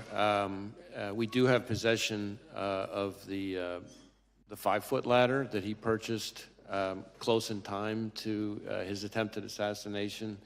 That we traced the purchase of that ladder from a receipt, a bloodied receipt that he had on him at the time his body was recovered on the roof. We do not yet know for sure how exactly he got up on the roof. We're looking at, various forensic pieces to try to kind of piece that together. So more to come on that. Do you know where the 5-foot ladder was found or retrieved? Was it near the roof, or was it still in his vehicle? Neither. I don't have it in front of me, but I know that it was not. I know that it was not on scene, and I know that it was not in his vehicle.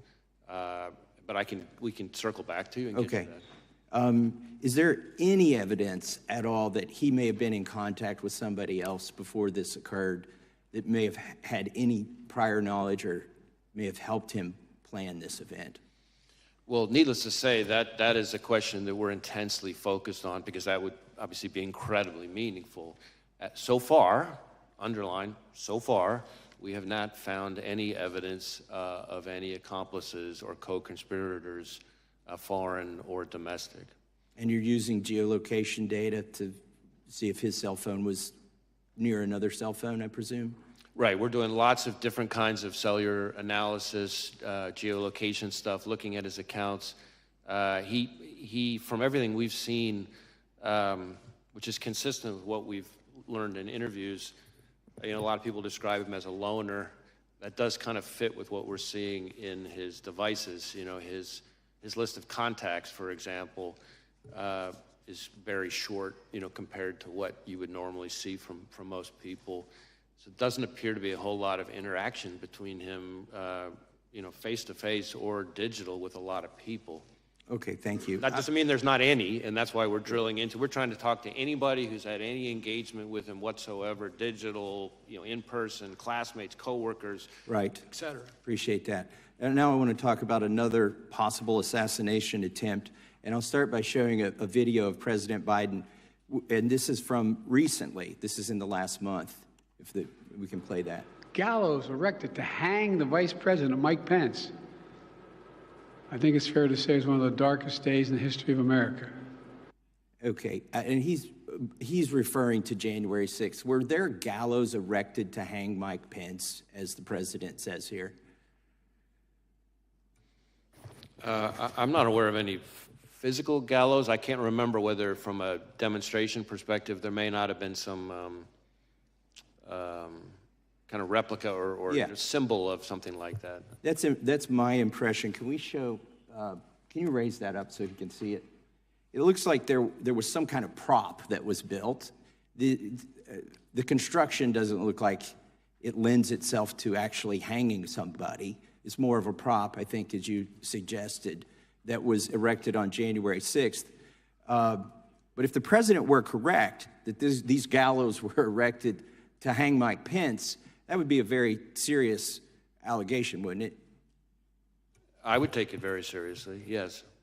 Has anybody been arrested, or do you have any leads in conjunction with the erection of this gallows? We had a picture here on the screen, if you can show it again. It was just up there. There's an individual here who's seen on near these gallows. Has he been arrested? Have you identified this person? I don't know that I could speak to this specific person or the the gallows that are pictured on the image. You know, we have had, I think, 850 people who have pled guilty to federal crimes related to January 6th, and I think, you know, another 180, I think it is, convicted at trials. So I can't be sure. And some of them merely for going into the Capitol, but here the president suggests that individual intended to hang Vice President Pence, which seems like kind of a wild claim myself, given the construction of those gallows. But if we are to take him seriously, or even if we aren't, let me just finish by saying this. If you have no leads or you're not sure if anybody who erected those gallows was arrested or is being investigated, you know, were there any confidential human sources involved from the FBI or any other agency in the erection of that prop, those gallows? I'm not aware of anything like that. All right. Thank you. I yield back. Gentleman yields back. Gentlelady from Washington is recognized. Thank you, Mr. Chairman. Welcome, Director Wray. Political violence of any kind is dangerous, unlawful, and totally unacceptable. Just as we all watched and then unequivocally condemned the attempted assassination attempt on our former president, I wish that we could all come together to unequivocally condemn the act of political violence on January 6th, instead of defending props that were used, that were harmful, dangerous props of gallows, attempting to show what people wanted to do to Vice President Pence. Extremists attempted to subvert our democracy in the worst assault on the U.S. Capitol since the War of 1812. Many of us were trapped in the gallery that day. We feared we would not make it out. Insurrectionists were chasing down former Speaker Nancy Pelosi and then Vice President Mike Pence. And I myself have been the direct target of political violence when an armed man with a gun showed up at my door, threatened me and my family, and we actually ended up having to move our home. So I understand the increased tenor of political violence that is racking our country. It has been on the rise, fomented by violent and dehumanizing rhetoric from top public officials, including the former president and members of Congress, sadly, and bolstered by the proliferation of easily accessible guns, including assault-style weapons. All of this violence is unacceptable, and I wholeheartedly condemn it. I just hope we condemn all of the violence, not just one or two incidents. Mr. Wray, today I want to focus on the role of the FBI and the need for the Bureau to remain politically neutral and independent. The FBI cannot and should not be subject to the whims of any president. The majority apparently doesn't think that the FBI needs to be politically neutral and independent. They want an FBI subordinate to the president, not accountable to the American people. That is one part of a larger plan to undermine our democracy, to remove the checks and balances that have protected us, and ultimately to subvert our freedoms. That agenda, promulgated by the former president, his loyalists, and their MAGA allies, is called Project 2025. It is publicly available online. I encourage everyone who's watching this to Google it. It includes plans to undermine every part of our government, including the FBI. Trump's Project 2025 agenda says that the director of the FBI must not be independent of politics, but instead must do whatever the president orders. Under Trump's Project 2025, Trump loyalists would undermine the non-political and independent structure of the FBI. Project 2025 openly calls on the next conservative administration to support, quote, a vast expansion of the number of political appointees in every office across the DOJ, especially the FBI. And so, Mr. Wray, given your extensive experience as a law enforcement professional at DOJ across multiple Republican and Democratic administrations, why do you think it's important that the FBI maintain political independence from the president? I think the FBI is and needs to stay independent, and that means protecting the American people without fear or favor, upholding the Constitution and the rule of law, and it means following the facts wherever they lead, no matter who likes it. And I add that last part because the essence of independence and objectivity is not that an investigation is going to always yield the result you want. Our independence and objectivity can't only be respected when you like the outcome. That's the very essence of objectivity. Sometimes you're going to like the result, sometimes you're not going to like the result. And that applies to everyone, including us. Any number of times we're disappointed and frustrated by the results of our investigations. But the alternative is an erosion of the rule of law, where the only thing that distinguishes one investigation from another is power. And that's what you see in some of authoritarian countries around the world. So I'm not familiar with this particular No, I didn't ask you to Project comment on that. 2025 No, I just thing. wanted I to don't know anything about it, but what I can tell you is, from my perspective, the FBI needs to be functioning as independent. Doesn't Thank mean you. it's not part of the executive branch. It doesn't mean the FBI director doesn't serve at the pleasure of the president, but it does mean that the way we do our work Has to be objective. has to be independent. Yeah, thank you. I have another question about the role of attorneys at the FBI Office of General Counsel. How do we protect that work? I'm sorry, could you repeat the question? The role, what role do the attorneys at the FBI Office of General Counsel play in ensuring that the Bureau respects the constitutional rights of American citizens? How do we protect that work? So, in my experience, the lawyers in the Office of General Counsel play an incredibly important role in ensuring that our agents have their questions about how to comply with the law and conducting their work answered, and ensuring that we conduct our work in the right way, which means scrupulously adhering to the laws and the rules that apply to us. I just wanted to say before I yield, Mr. Chairman, that the Project 2025 also eliminates the FBI's Office of General Counsel in-house lawyers who are responsible for that role. I appreciate your indulgence, and I yield back. Gentlelady yields back. Gentleman from Wisconsin's recognized. Yeah, thank you, Mr. Chairman. I think it was when you were here December of last year, Mr. Wray, that you said blinking lights were going off in regards to the southern border and what is happening down there. Has the border situation improved in terms of your assessment with the security of Americans since you were last here in December? Well, I guess a couple things, and I appreciate the question. So first, the blinking lights comment that I made refers more broadly to the threat environment that I'm seeing as FBI director across a wide range of threats. Contributing to that in a variety of ways are the threats that emanate from the border. So it's not a comment just on the border issues, it's the threat environment that we face more broadly, in my experience in law enforcement. I am increasingly concerned that foreign terrorists could seek to exploit vulnerabilities at our southwest border or at other ports of entry or in other aspects of our immigration system to facilitate an attack here in the United States. I think that is something we have to be concerned about. There's been a lot of focus on numbers of this, numbers of that, and I understand that. But as I think was referenced in an earlier question, it doesn't take very many foreign terrorists to be a real problem. We had 19 hijackers responsible for the 9/11 attacks. And we just, not that long ago, had a case, some of the members of the committee will remember, where we charged an individual for trying to smuggle individuals in to assassinate former President Bush.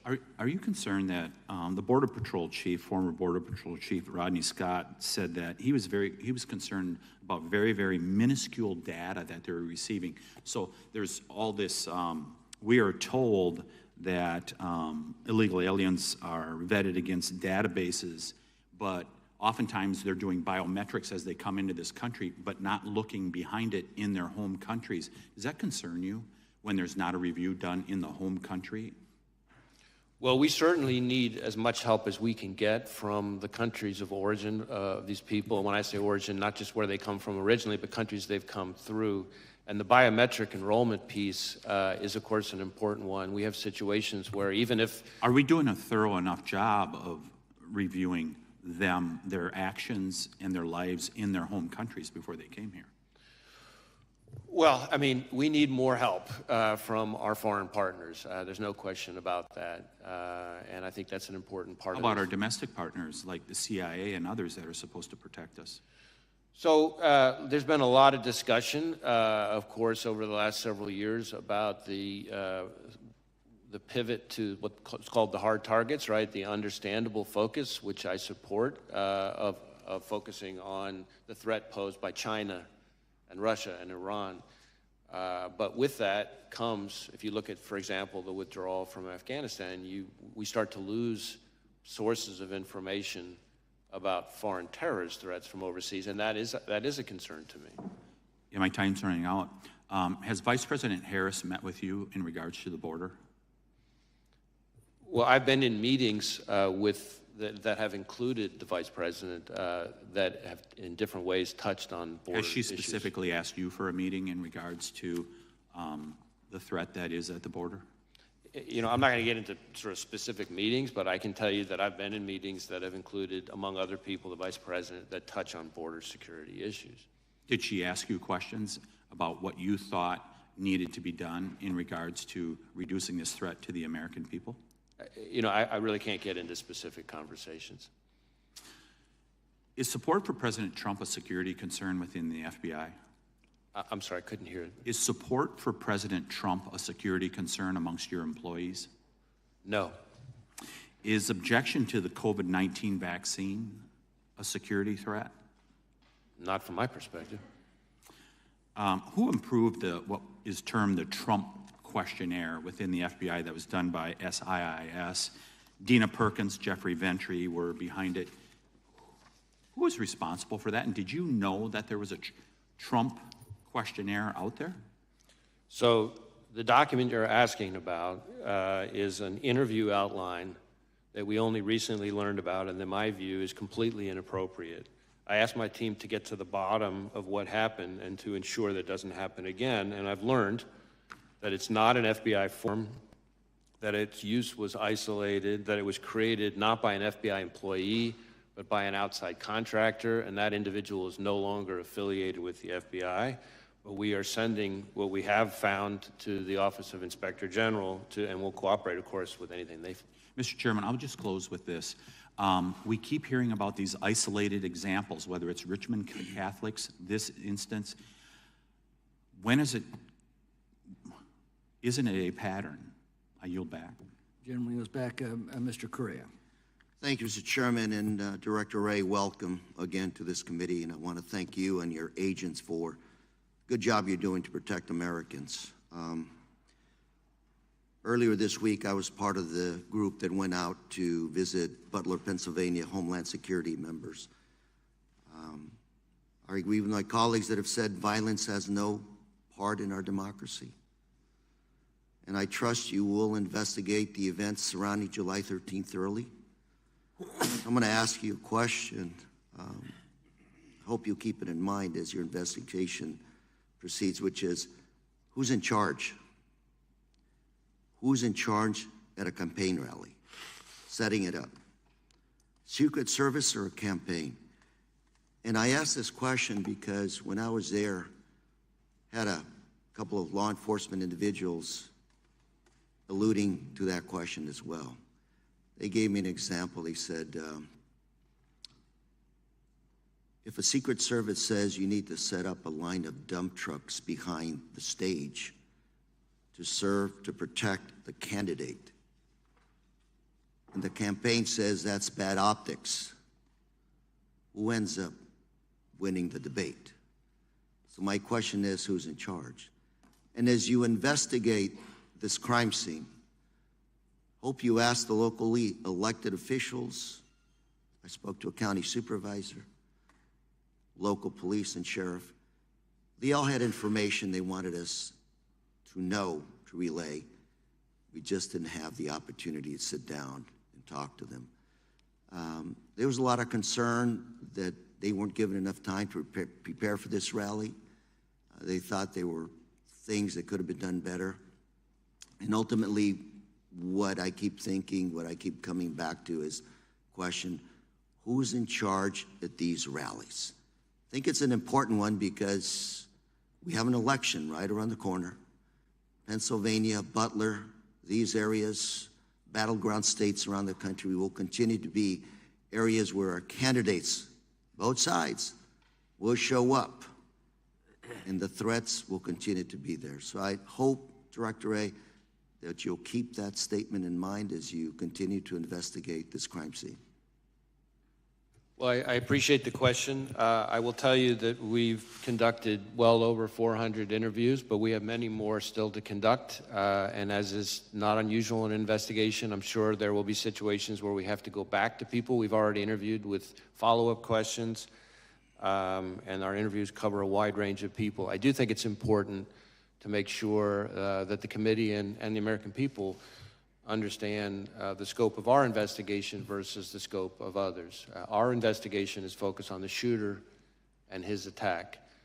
There is, of course, and I understand completely why, there are two separate reviews, one by the DHS Inspector General and the other by this outside independent panel that's been announced, that are focused on the security posture, the adequacy of the security posture at the rally, Secret Service decision-making and actions and things like that. And so I certainly understand why there are all those questions.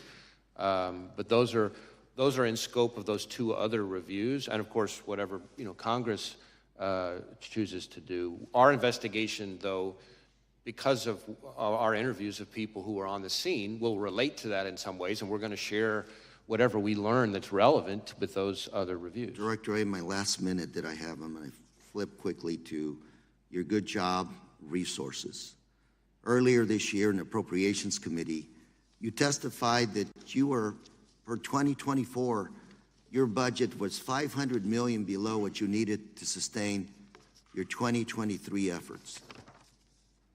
A few minutes ago, you talked about foreign terrorists. The last few weeks, I know information has emerged. That information came from FISA information that was able to be collected overseas on these possible terrorist threats. What we have here today is a domestic terrorist, what looks to be a lone wolf. Your statements, there's nothing really there that would have tipped anybody off to this individual. Is that what I'm hearing from you? Well, I don't know that I'd go quite that far because we're still investigating a lot related to the shooter. It does appear so far that we're seeing less in his... My 6 seconds, I would just say, I would ask that you let us know what resources you need to protect the American public and our candidates in our democratic system. I appreciate the question. I would just say this. We are in, as I've said consistently today and for quite some time now, we are in an elevated threat environment covering a wide range of threats, and the FBI is central to protecting the American people from those threats. And state and local law enforcement, who depend on us every day, rely on us for all sorts of services, databases, forensic support, training. I could go on and on and on. And a lot of those departments, unlike the FBI, have had a hard time recruiting. And so this is not a time to pull back on our funding because we're going to leave our brothers and sisters in state and local law enforcement twisting in the wind, and then by extension, the American people we're all collectively sworn to protect. Thank you, and Mr. Chair, I yield. Gentleman yields back. Gentleman from Texas, recognized. Thank you, Chairman. Thank you, Director Wray, for being here. When did you last speak with President Biden? I don't have the exact date, but it's been certainly since the since the shooting. So you have spoken to the president since the assassination attempt on President Trump's life? Yes, sir. And what was the mental state of the president? We had a perfectly professional conversation. And are you, do you have any scheduled briefings of the president upcoming? Not at the moment specifically scheduled, no. In 2016 and 2015, top FBI officials infamously texted about, quote, their insurance policy to make sure Trump was never elected or inaugurated as president. Have any FBI agents texted, emailed, or expressed disappointment that Trump's assassination attempt or otherwise editorialized about the assassination attempt? I don't know about any agents. There have been at least 2 instances, I think, or 1 instance of an individual who posted something that I consider outrageous and totally inappropriate and unacceptable. And that individual has been referred to our inspection division, which is the arm, our sort of internal affairs investigatory arm that does the disciplinary process. Okay. Will you report back to this committee any other incidents? I'll do my best to share information with the committee. You testified earlier that the FBI maintains high standards irrespective of so-called diversity efforts. Is it true that in December of 2016, former Director Comey lowered the passing standards for Phase 1, allowing an influx of previously unqualified applicants to continue in the hiring process who normally would have been stopped back in December of 2016? Yeah, I can't speak to Director Comey's what were the changes. I can tell you that at least since I've been director, changes that we have made to... Well, we're standing on a specific question. Were standards changed? Phase 1, this is a specific part of the process. Were they changed in 2016? Well, I don't recall if they were changed in 2016. Obviously, I started, as your question presupposes, after that. What I can tell you is, since that time, we have made changes to various phases of the process, but none of them, this is important, none of them lowered the standards. In fact, if anything, they actually increased. Are you familiar with reporting that we have, and we've asked questions to you about this, I'm not sure the result of the questions, that to more, quote, easily accommodate a large pool of available applicants, FBI special agent hiring standards have been relaxed and requirements measurably lowered. This according to a group of former agents who have testified about this and written a report and submitted it to Congress. In addition, specifically, minority, people with 20-year careers, one in particular, a minority served for more than 20 years, wrote in this report and submitted it to Congress saying that these standards were in fact lowered and that in fact if you were hiring, you were moved off of hiring if you put quality above these kinds of DEI requirements. Do you reject this report? And do you have comments on this report? I haven't read. You're aware of the report? I'm aware of the report. I know that I've read every detail of it, but I can tell you that the claim that we have lowered our standards to be less selective and less competitive is not accurate. So do you believe these former agents are lying to Congress when they submit a report to Congress stipulating and suggesting otherwise? Or are you saying that they are lying? I'm saying they're mistaken. Okay, but they're affirmatively on the record. They're telling us and submitting a report to Congress saying that those facts are directly in contradicting what you're testifying here today. So I just want to be clear so we know we're saying that they are submitting evidence to our record to the contrary that you say is untruthful. I encounter all the time when I travel around the country and have conversations with our agents, and one of the things I try to do is have meetings with some of the longer serving agents without executive management. That's okay. My only question is and my point here's the implication is it's untruthful. So I need to move on. I got 1 minute left. Are you familiar with the case of Paulette Harlow? She's a 75-year-old elderly woman from Massachusetts with a debilitating medical condition. She was prosecuted for violating the FACE Act and sentenced to 2 years in prison. She has to go to Texas in 2 weeks. She was praying at an abortion clinic in Washington, D.C. The FBI interrogated and investigated her. Do you think it is appropriate for a 75-year-old woman who is praying at a clinic in D.C. to be put in prison for 2 years for that activity? Just a simple question. Do you think that's appropriate? I'm not familiar with the specific case.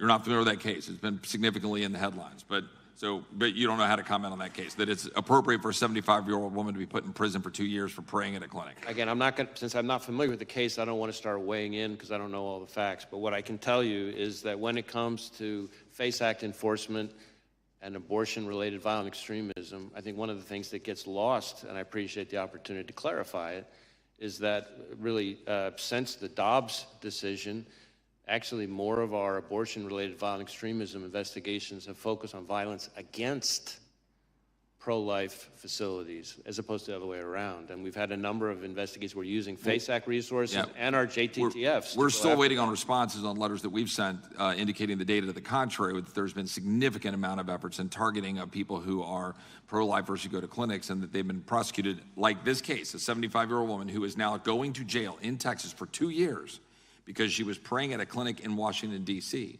And we've submitted questions on that, and I'd appreciate a response on it. I yield back. Gentleman yields back. Gentlelady from Pennsylvania is recognized. Thank you so much, and thank you, Director Wray, for being here and for the work that your team does, as well as for sharing the information that you've been able to today. You just got a couple questions about that seem to imply that there was some problem with the FBI's diversity efforts, and certainly the 1950s version of the FBI was singularly Caucasian male agents, et cetera. Is the FBI a better force for having a diverse range of employees and agents? I think diversity makes us better, but like everything else, it has to be done the right way. I think we can have a more diverse workforce and do it without lowering our standards, and that's, in my view, what we've done. And you haven't lowered standards at the FBI. We have not. I repeatedly come across people who are confused about different parts of that, and I appreciate the opportunity to set that straight. Thank you. Yeah, I think we're all concerned here as we've seen the rollout of this Project 2025 that purports to try to eliminate any reference to diversity efforts across the entire federal government. So it is sort of a top-of-mind concern as it's threatening to become reality.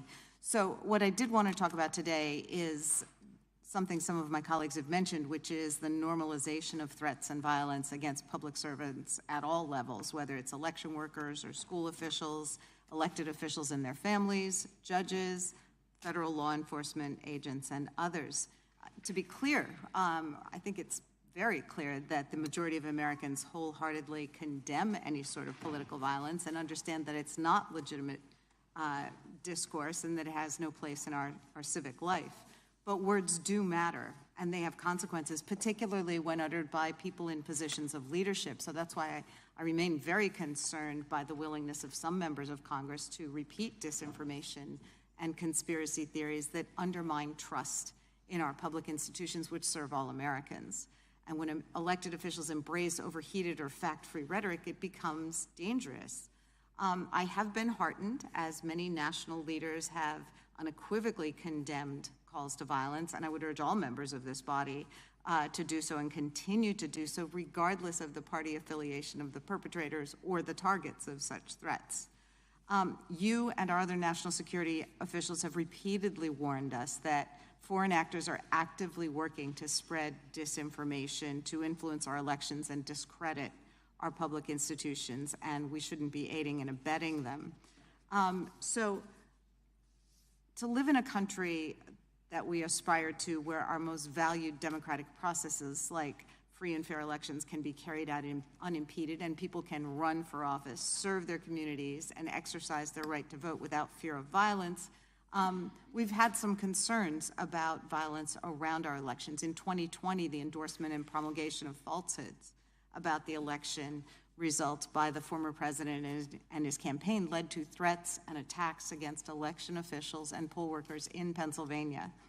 And those falsehoods also wasted millions of taxpayer dollars on frivolous lawsuits and extraordinary security costs. So as we're again approaching November, we want to ensure that those who implement and defend our elections, our neighbors and our nonpartisan civil servants, can do that important work free from conspiracy theories and threats.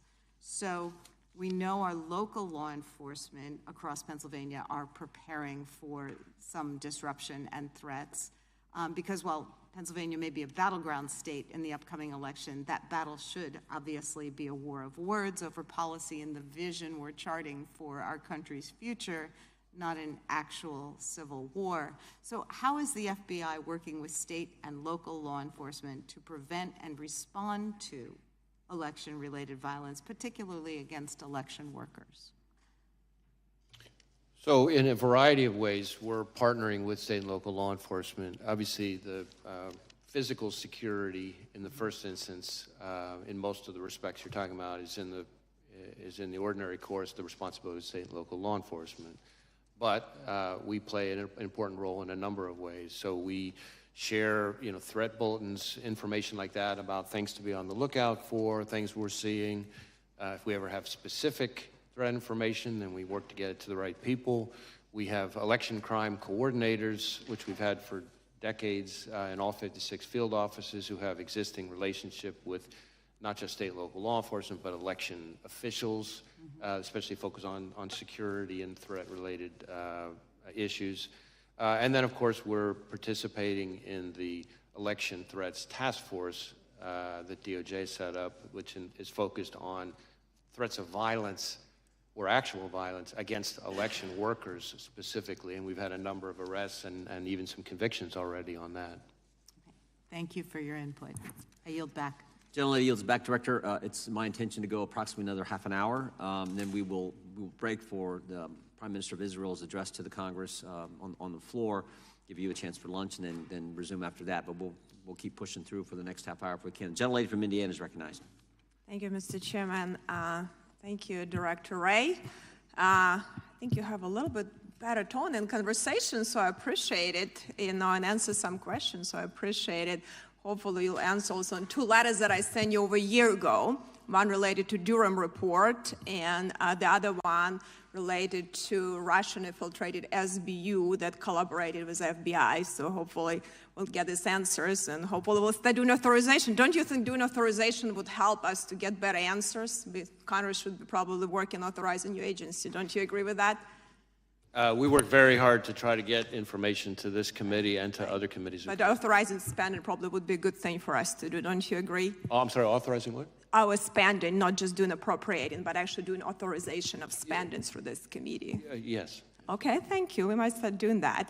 But we can talk about, and a lot of my colleagues on the other side, AR-15 gets a lot of bad rap, like to bring it up, this issue. But really, there are a lot of hunting rifles that probably, maybe even more accurate than a lot of ARs. And don't you agree, we have like millions, right? Don't you agree, we have millions of rifles owned by law-abiding Americans.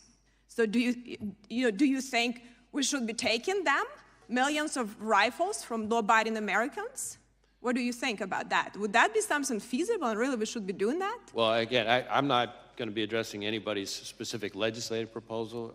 From our perspective, from the FBI's perspective, the concern is any dangerous weapon in the wrong hands. But all weapons in the are hands dangerous. of the wrong person. But all weapons are dangerous, right?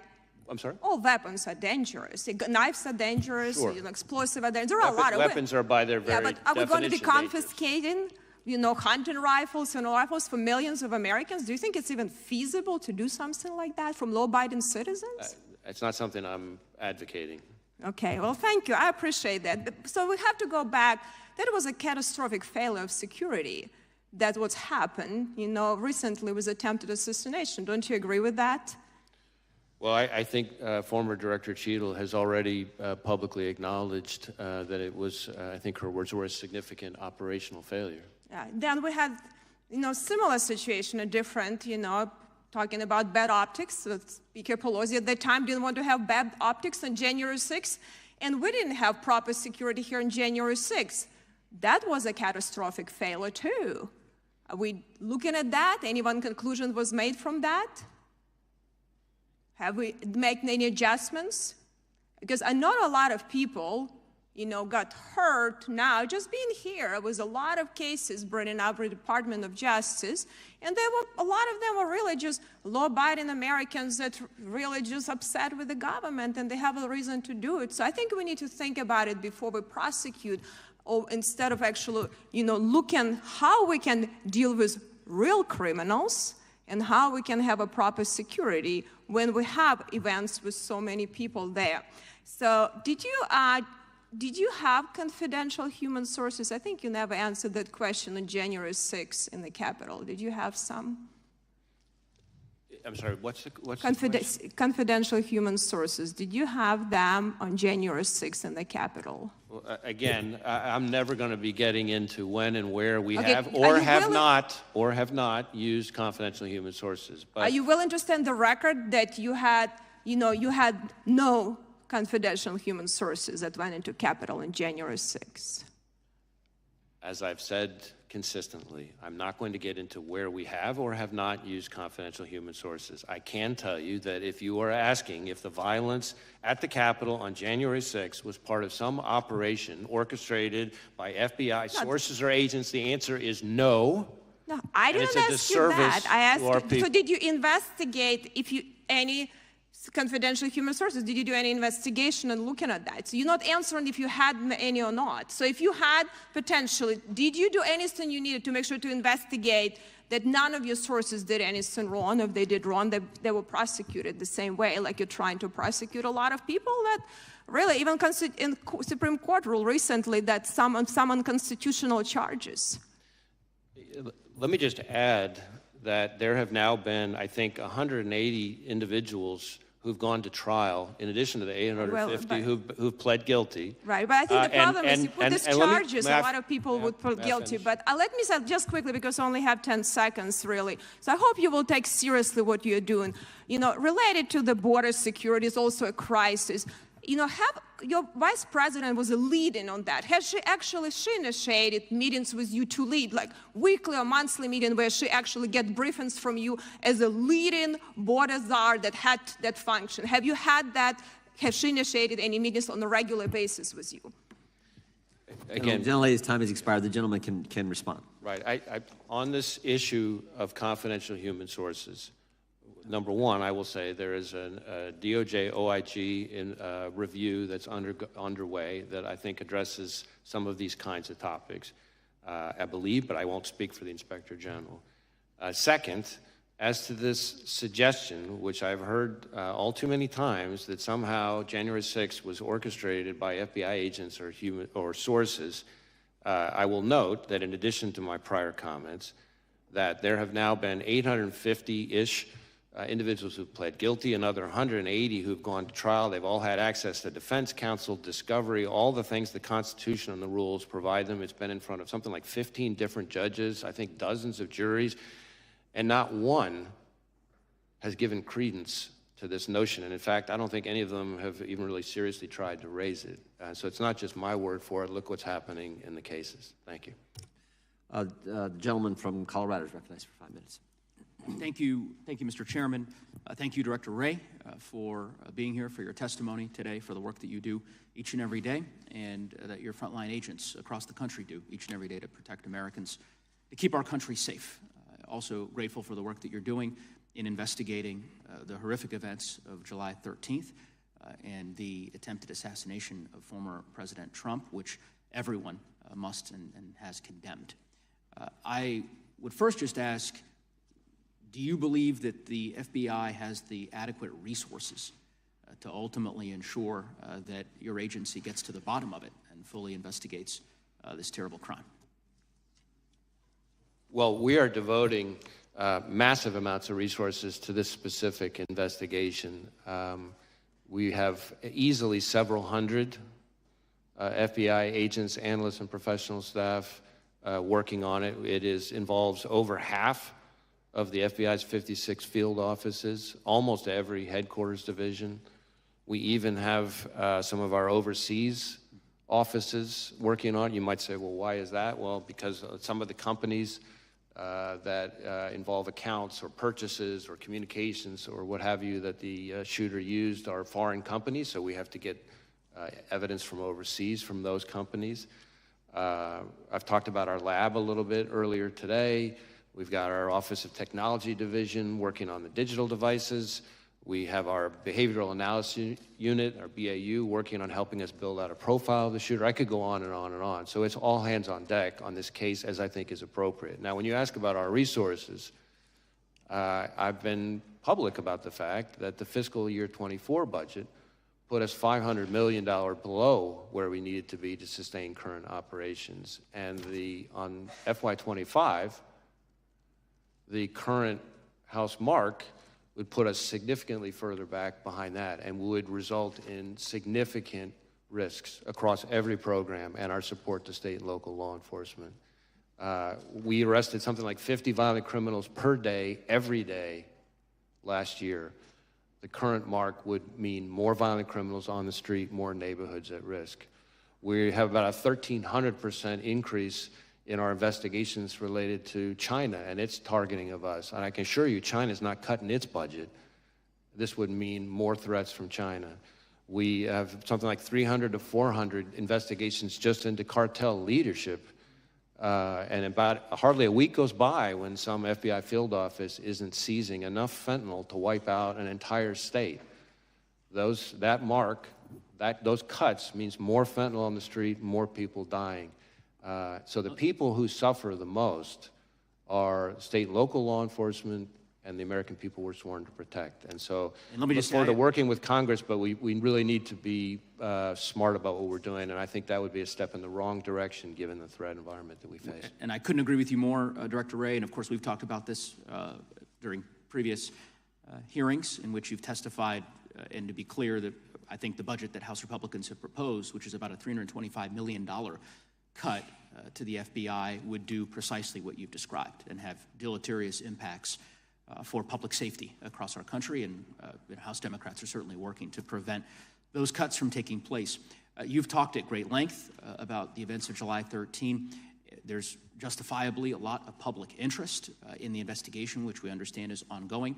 Wonder if you might, if there's anything that you'd like to disclose or provide to the committee or to the public that perhaps has not yet been gleaned during the course of this hearing, and just give you an opportunity, because there's a lot of folks related to the investigation. Yeah. One thing I can give an update on, which is pretty fresh here. We had some conversations with some of the members about the access to the roof and the ladder and so forth. And our evidence response teams and their forensic collection, we now believe that the subject climbed onto the roof using some mechanical equipment on the ground and vertical piping on the side of the AGR building. In other words, we do not believe he used a ladder to get up there. One question, if the chairman might indulge me with just a few extra seconds. There's an article recently regarding several former Trump administration national security officials who had received a duty to warn briefing from the FBI regarding the potential threat from Iran. And I think there is this article made clear deep concern that these individuals have, justifiably so, about the threat level, and particularly given the events of the last several months, and the need for there to be an increased security posture and security personnel for former officials who may very well still be at risk. And I don't know if you're familiar with that article. I'm trying not to use names here, but I think would perhaps follow up with your agency and with the Department of Justice more broadly to ensure that any individuals who are potentially facing a threat from Iran or another hostile actor in a foreign nation have the resources they need to have the security available to them. So again, without reference to any specific individual, I want to be very clear about this because I've tried to be vocal on this, but it sometimes doesn't get noticed as much, which is that in my view, the Iranian government has been extremely aggressive and brazen. We have seen in the last few years an attempt, I'm speaking just from public information now, an attempt to assassinate a former U.S. National Security Advisor on U.S. soil. We have seen an attempt first to kidnap and then to try to murder an American dissident/journalist who was a critic of the Iranian regime, right smack in the middle of New York City. We have seen a cyber attack against a children's hospital in New England that ties back to Iran. We have seen, as I've testified before, as Director Ratcliffe and I announced, an effort by the Iranians to target the 2020 presidential election. And that's all before you even get to the fact that the Iranian government is the leading state sponsor of terrorism. So if that's not enough to convince people that Iran is a threat, I don't know what is. But Director, was there a distinction between what the gentleman from Colorado raised and what you just said, this general concern in these specific instances you talk about, and a direct specific threat on President Trump that's distinct from what you've been describing as this general concern with Iran? Well, again, I can't get into specific pieces of class. And if so, when? If it was a distinct threat on President Trump, when did that take place? Yeah, all I can tell you, certainly in this kind of setting, is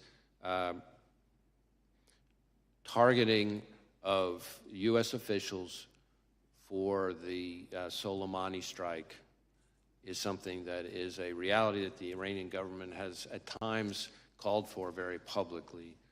And whenever there is reporting, let me try to answer your question this way, whenever there is reporting about any of those protectees, we share the information in a variety of ways, working with the intelligence community, working with whoever is the protective service with responsibility for that individual, and we do it in a timely way using the duty to warn process that was just referred to. And to my knowledge, everything along those lines that's relevant was shared in a timely way with the relevant people. Thank you. The gentleman from Wisconsin is recognized. Director Wray, thanks for being here. Where were you when you heard that President Trump was shot, and then what were like your immediate actions, response to that as director? I was about to have dinner with family, and I was horrified and angry. I'm just thinking, the reason I asked the question is because I'm still trying to figure out kind of the lanes, what the FBI would respond to and what the Secret Service has the responsibility to respond to. Can you just kind of cover that again? Sure. So the FBI is not responsible for, has never really been part of our mandate or mission for the physical security of venues, of specific protectees or anything like that. That's, if it's somebody within Secret Service's scope, that's their mandate and mission. We are a law enforcement and intelligence agency, and so if you think about it this way, we're the Federal Bureau of Investigation. We're not the Federal Bureau of Security. You might say, well, what's the difference? Well, there is a difference. We investigate crimes. We investigate threats to national security, but we don't, questions about security posture, the adequacy of resources and assets that were deployed to protect a specific individual, whether there's enough security, and certainly the staffing of that security is not something the FBI, again, we're 116 years old, has historically done. So at this point, have you been able to go through the shooter's home and kind of document kind of what you found as far as evidence goes? So we have been able to search the shooter's home. So again, just sort of tying your first question to your second question now, our role is to conduct an investigation of the shooter and the attack. And so we're going to conduct a painstaking, intense investigation of that. We have, among other scenes that we've processed using evidence response teams, in addition to the rally scene itself, of course, we have been through the shooter's home, his bedroom, other parts of the house, et cetera. Have you been able to establish that he did go to a range and either zero that weapon in or, at least target shoot that weapon prior to the assassination attempt? So we do assess that he went to a shooting range the day before, not the only time he went to a shooting range. He was a fairly, avid might be a little strong, but a fairly avid, shooting hobbyist. And so he went to, belonged to different sort of clubs and went to certain ranges and that kind of thing. We do believe, based on what we've seen so far, that he went to a shooting range the day before and that he shot an AR-style rifle at that range the day before. I'm not sure we know for sure that it's the weapon that he used, but I think we assess that it probably is. Have you been able to interview his parents? Yes, we have. And was there anything that was gained from that interview that would lead you to believe that they certainly were aware of what was going on? I guess I want to be careful about talking about specific people's interviews, but I would say that his parents were cooperative with us, and as I've said before, and hopefully this gets at your question, we have not identified any accomplices, co-conspirators, or anything along those lines. So it's the FBI's position right now that he still acted independently. Again, we're still, I know it seems like a lifetime since July 13th, but we're still early stages, but we have not seen anything so far that would suggest to us that he acted with others. How does the FBI view not just a Trump rally, but political rallies versus other types of events, from a security perspective, compared to a college football game or any mass, large crowd type gathering? Because I think one of the things that's most difficult to really to swallow at this point is that the idea that these Trump rallies have been happening for years and that there could be such a lax approach to the physical security of those fairgrounds that day. And I'm wondering, where does this fall? And then on top of that there were other presidential candidates out there that didn't have full Secret Service protection. RFK Jr. has been the most vocal about it. I was wondering if you could comment on the facilities as well as providing security for presidential candidates.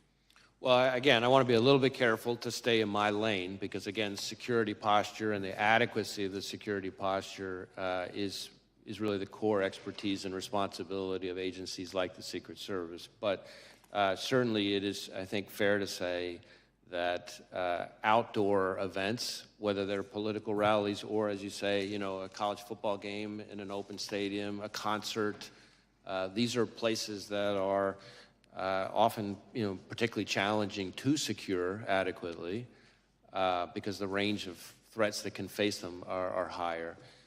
In addition to that, as has been discussed a little bit here already in today's hearing, just threats to public officials, including politicians, is an increasingly pervasive part of today's landscape, and so that adds to the challenge. So you're talking about the combination of individuals who are increasingly targeted for violence, combined with venues that are softer and harder to secure targets, I guess is the way I would answer. But again, those kinds of questions, the adequacy of the security posture, all the resources that were or were not devoted, all that stuff, is my understanding would be very much in scope for the DHS Inspector General investigation and this outside independent panel that's been appointed. I yield back. Gentleman yields back. Director, I think we're going to be able to get two more members' times of question, then we have to get to the floor for the Prime Minister. Gentlelady from Georgia is recognized. Thank you, Chair Johnson, and thank you so much, Director Wray, for your transparency and your testimony today. First, I want to say my friend, my mentor, Congresswoman Sheila Jackson Lee, was known by many as the voice of reason here in Congress, and she was my friend before I even came to Congress. And in my freshman year, she kind of took me under her wing and she kind of showed me the ropes. And she was a force to be reckoned with. And I can say that she will never, ever be replaced. And she was a trailblazer, and I know that she will sorely be missed here in Congress. Director Wray, I only have one question for you today, but before we get to that point, I'd just like to reiterate today that political violence is never acceptable. Regardless of how different our political values and views are, attempted assassinations are a stain to the very democratic ideals of this nation.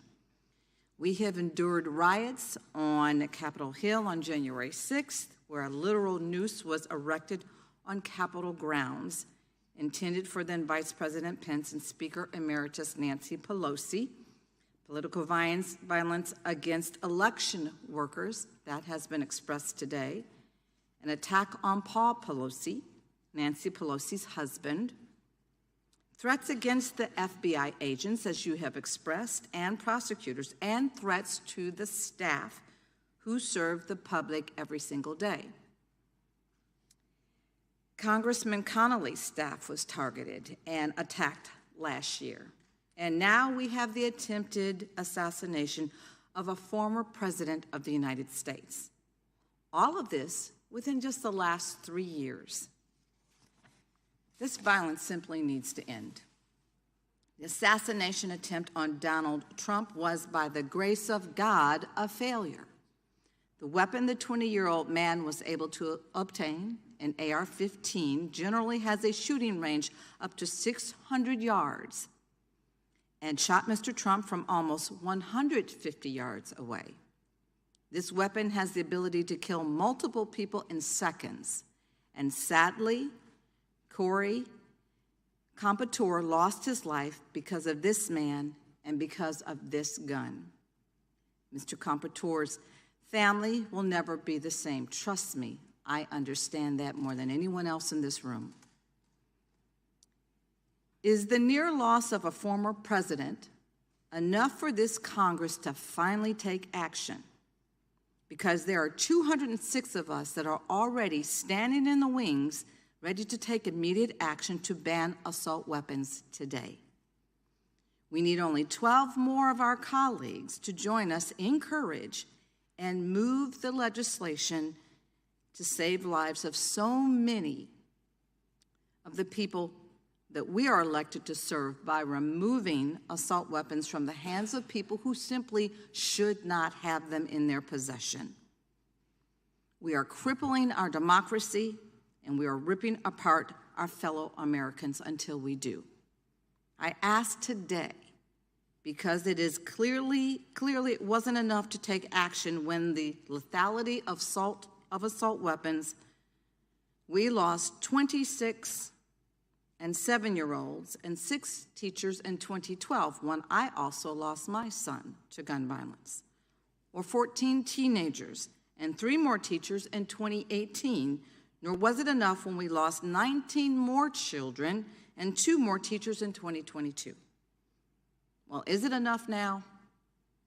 Now that a former president, the very president that many of you in this room are hoping will be reelected, almost lost his life because this Congress has failed to reinstate an assault weapons ban. A ban that, by the way, Republicans joined with Democrats the past 30 years ago. Well, fine. If y'all don't like assault weapons ban, we can bring another bill that I have introduced to a vote, the Go Safe Act. This bill focuses on the components of the semi-automatic firearms and regulates their infrastructure, sale, and transfer. This, again, is not the time for thoughts and prayers. This is a time for action. Director Wray, just one question I have for you. Would you rather have your officers protected or protect someone against an assault weapon being shot from 147 yards away, or a standard pistol with no accessories attached? Well, again, I'm going to refrain from appearing to comment on specific legislative proposals, but I can tell you that we have certainly concerned about the danger to law enforcement from any kind of high-powered weapon in the wrong hands. And it hits close to home for us because just not that long ago, 2 great agents, Laura Schwarzenberger and Dan Alphen, down in Miami, executing a search in a crimes against children case, were shot and killed by a subject with an automatic weapon. So again, dangerous weapons in the wrong hands is something that, of course, from a law enforcement perspective concerns us, but I'm not going to wade into the legislative process.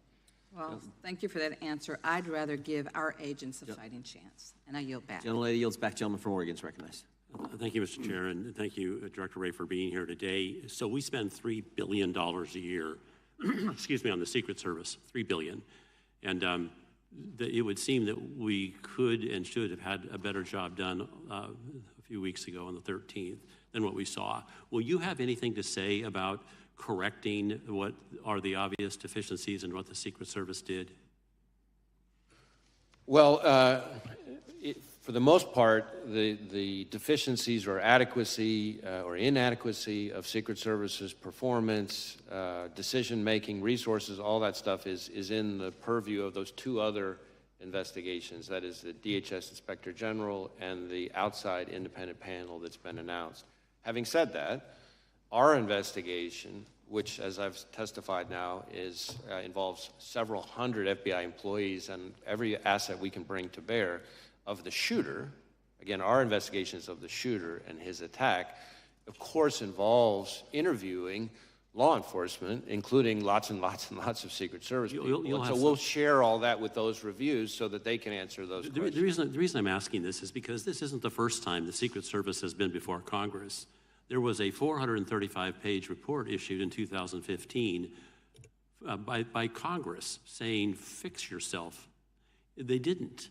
In fact, there was a follow-up in 2019 where they had only done a few of the, I think it was 18 or 19 different specific things they were supposed to do.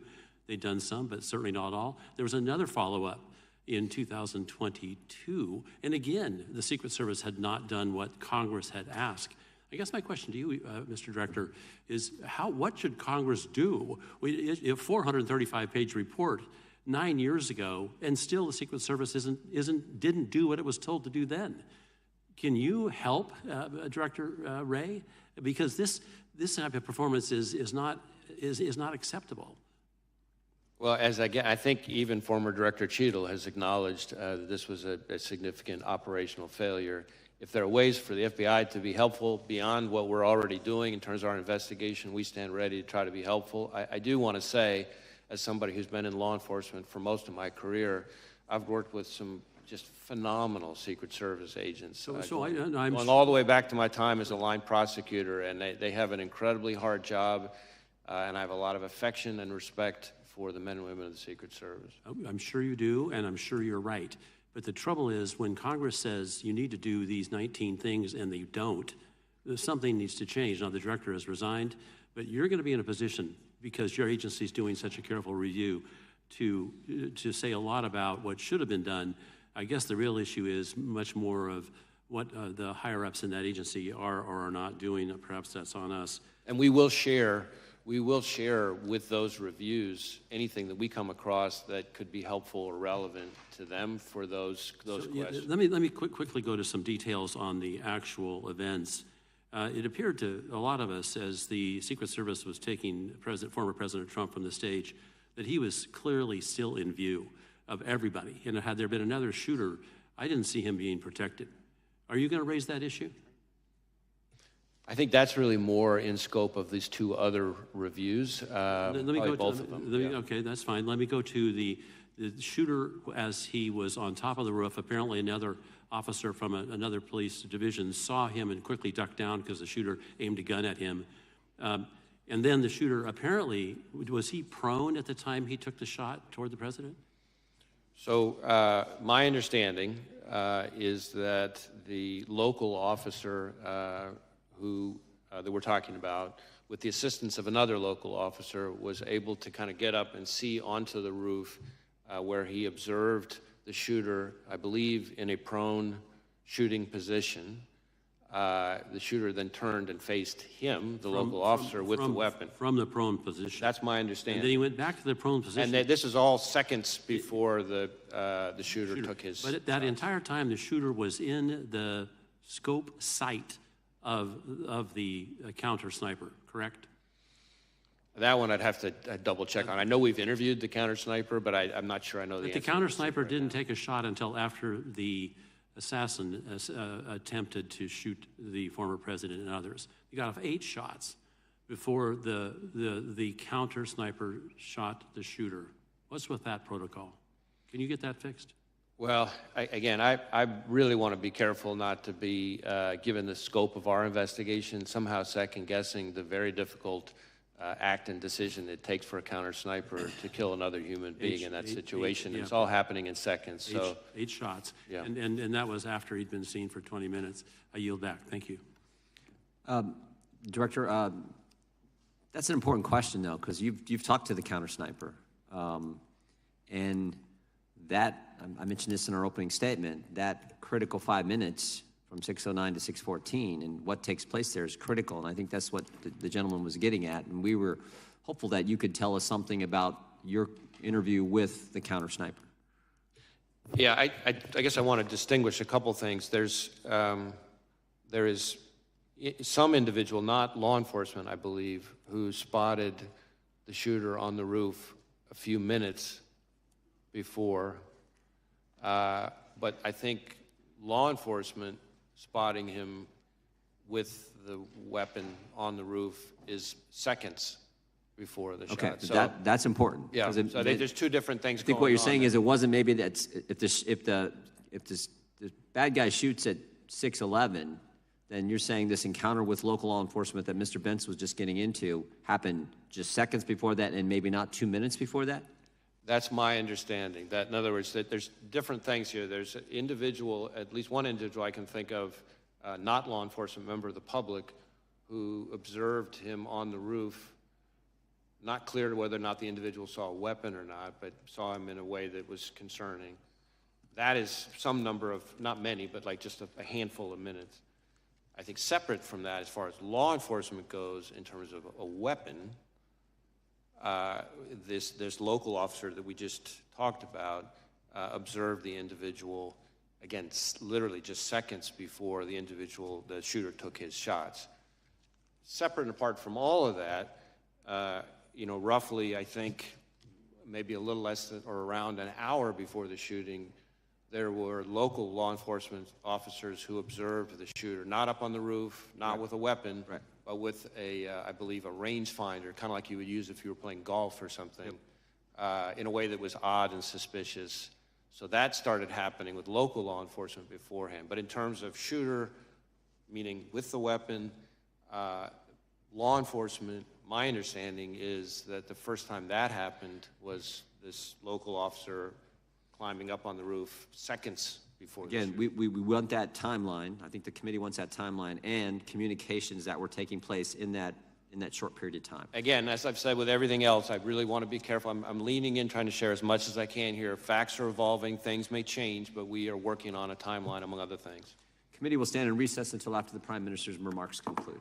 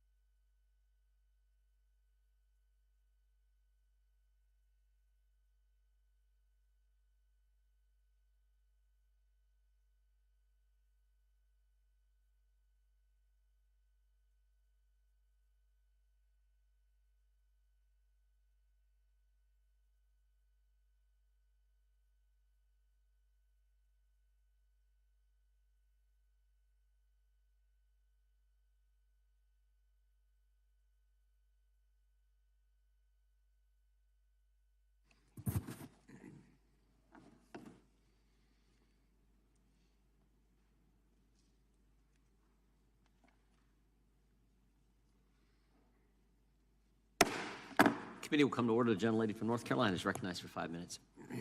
Thank you, Mr. Chairman, and thank you so much, Director Wray, for being with us yet again.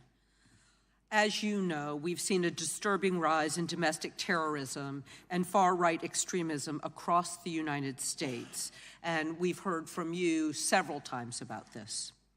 White supremacist and far-right extremist groups continue to outpace all types of terrorism and domestic violent extremism, according to the National Institute of Justice report from this past January. Part of this dramatic rise in extremist violence and threats stems from malign foreign actors who are actively working to sow division in American democracy. They're desperately trying to inflame extremists and deepen divides, all to support far-right agendas and candidates that will erode our democracy. The DHS threat assessment has warned we expect the 2024 election cycle will be a key event for possible violence and foreign influence targeting our election infrastructure, processes, and personnel. Microsoft has warned that the 2024 election may be the first presidential election during which multiple authoritarian actors simultaneously attempt to interfere with and influence election outcomes. National security officials and experts have warned that foreign governments, mainly Russia, China, and Iran, seek to destabilize the United States via its elections by sowing further division in the American electorate. This is happening in the current context of increased political violence in our country against a former president, election workers, judges, members of Congress and their families, and other public servants. I cannot emphasize enough that this is a national security threat. Director Wray, reports have found that these propaganda campaigns will sometimes target racial groups. Why would countries like Russia, China, Iran seek to inflame racial tensions via social media? Well, of course, it may vary from adversary to adversary, but the playbook for authoritarian regimes in today's world is to try to sow divisiveness and discord, to turn us against each other, to capitalize on existing social tensions that they perceive, and to try to, in effect, pour gasoline on the fire and intensify those conflicts that may already exist in our domestic, political scene. So rather than if you're a foreign adversary that means us no good, rather than try to come up with some completely brand new issue or theory or narrative to turn us against each other, you look for things where we're already, at the very least, quarreling with each other, if not fighting with each other, and then they try to capitalize on that and amp it up. And of course, that can then sometimes, as we've seen all too tragically, boil over or bubble over into outright violence. And so how has the FBI worked to combat this propaganda and infiltration on our social media networks? So our focus is on the foreign actor, China, Russia, Iran, and on their efforts. And so we work with the intelligence community, we work with our foreign partners, our friendly foreign partners, to try to uncover what those countries, Russia, China, Iran, are up to. And we try to share information about the hidden hand of the foreign actor where it's appropriate. We also engage in efforts to disrupt those foreign actors. The most recent example with the Russians, for example, is a Russian government-linked generative AI social media bot farm where they were posing as, among others, U.S. persons and not, in fact, U.S. persons, and trying to, again, sow various narratives. In that case, very heavily focused on the issue they picked there was, the war in Ukraine, and again, trying to kind of get everybody turned against each other. We've also seen that, though, from China and Iran. I mentioned China before. We've had a case where we charged, I think it was 34 Chinese Ministry of Public Security, MPS officers, for much the same kind of behavior, creating false personas, pretending to be Americans, and then trying to kind of sow narratives. In that case, in the Chinese case, their narratives were trying to, for example, undermine any suggestion that COVID was the product of a lab leak, or attacking U.S. law enforcement at the anniversary of George Floyd's death, for example. And then Iran, in 2020, we saw them undertake similar kinds of efforts that were disrupted in the I think October of 2020.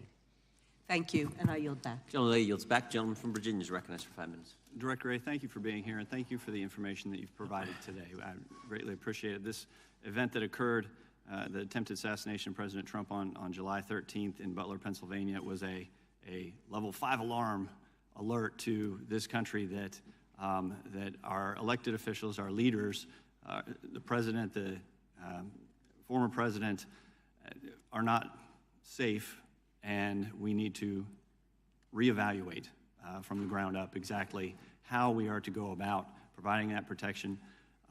The information you provided dealing with 8 cartridges from the roof, the drone, the fact that 2 explosive devices were found in the car, 1 at home. That was a remote detonation device that he had on him. The fact that his phone was using encrypted platforms. He only had 1 phone, correct? Oh, sorry. He had 1 phone, although we've identified other phones that he may have used that may not have been his phone. So, for example, we think in certain instances he might have used his dad's phone. Again, not necessarily related to the attack, but we're trying to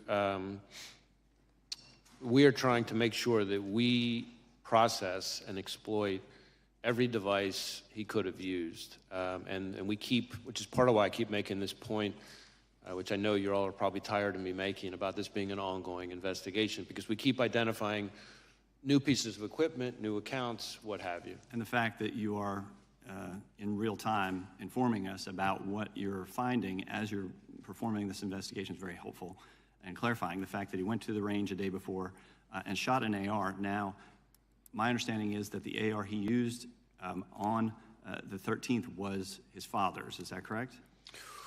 Well, yes and no. It was originally, his father bought it legally, but then our understanding so far is that his father then conveyed it to him, sold it, in fact, to his son. So originally his father's, at the time of the shooting, the shooter's. Okay, so that's new information. Was that provided to you by the father? I think it was partly from that. I think we also saw some documentation to support it. Okay. Investigators also have said that the shooter posted, quote, July 13th will be my premiere, watch it as it unfolds, on an online gaming platform sometime before he tried to assassinate President Trump. Can you confirm that, and how much time elapsed between this posting and the attempt on July 13th? So I'm really glad you asked about that, because that is a situation where, again, in our effort to give real-time information, since we've provided that information, we have since learned that July 13th premiere, profile page on the gaming platform, it turns out it was not the shooter. Okay. That it was some other individual as part of some sick joke who, after the shooting, created a profile page pretending to be the shooter. Wow. And so, of course, that person is now admitted to it, and but anyway, my point being, among the other challenges that we as investigators have, you have people who create accounts in today's world, create accounts pretending to be somebody that they're, and it's not the actual person. Now, the so shooter, that's troubling, obviously, and it makes our jobs even harder as investigators. Thank you for clarifying that. Did he have an online gaming account? We do believe he was a gamer, and that he had different kinds of gaming accounts. So that's part of why Any information gleaned from those? Not yet, but again, some of those legal process returns I'm still waiting on. Now, during the attempted assassination, Crooks was wearing a T-shirt from a popular YouTube channel. Have you been able to access his selection of YouTube videos that he's watched? I believe we have seen some of his, search history, but but I think we've got a ways to go on that. I know there's some manual work that we're doing on that. I think the most notable thing that we've found recently, which I don't think has been shared until today, is that on a laptop that the investigation ties to him, that on July 6th, it revealed a Google search, and his search, if it was him, again, it's a laptop tied to him. We obviously believe it's him, but we'll continue to investigate. But his Google search was, how far away was Oswald from Kennedy? Right. And horrifying. Yes, absolutely. Can you clarify that you have in your possession all of the video that was taken on that day at the scene?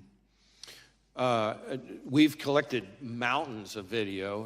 Part of the reason you commit to providing us with that video? Well, we're going to work with the committee and share information as best we can. Part of the reason I hedged on whether we have it all is, as you can appreciate in today's world, everybody with a phone has the ability to take footage, and so we're finding things kind of left and right. You have all the law enforcement video. I believe we have all the law enforcement video, but we're still collecting evidence. Okay. And I hope you would provide that to us and to the American people. Thank you. I yield back. Gentleman yields back. Director, just to be clear, the photo and the message on the online gaming account, I think your testimony was to Mr. Klein that was somebody else posing as the shooter. Is that right? Correct. Somebody after July 13th created this That's profile, pretending to be the shooter, and sent us down a rabbit trail, which we've now tied off. That's important information. The gentlelady from Pennsylvania is recognized. I thank you, Mr. Chairman. Thank you, Director Wray, for being here. And I want to add my voice to the chorus of folks who are just devastated by the illness and passing of Sheila Jackson Lee. What a champion. What a role model. I always called her the hardest working member of Congress. She was everywhere on every issue. She'll be greatly missed.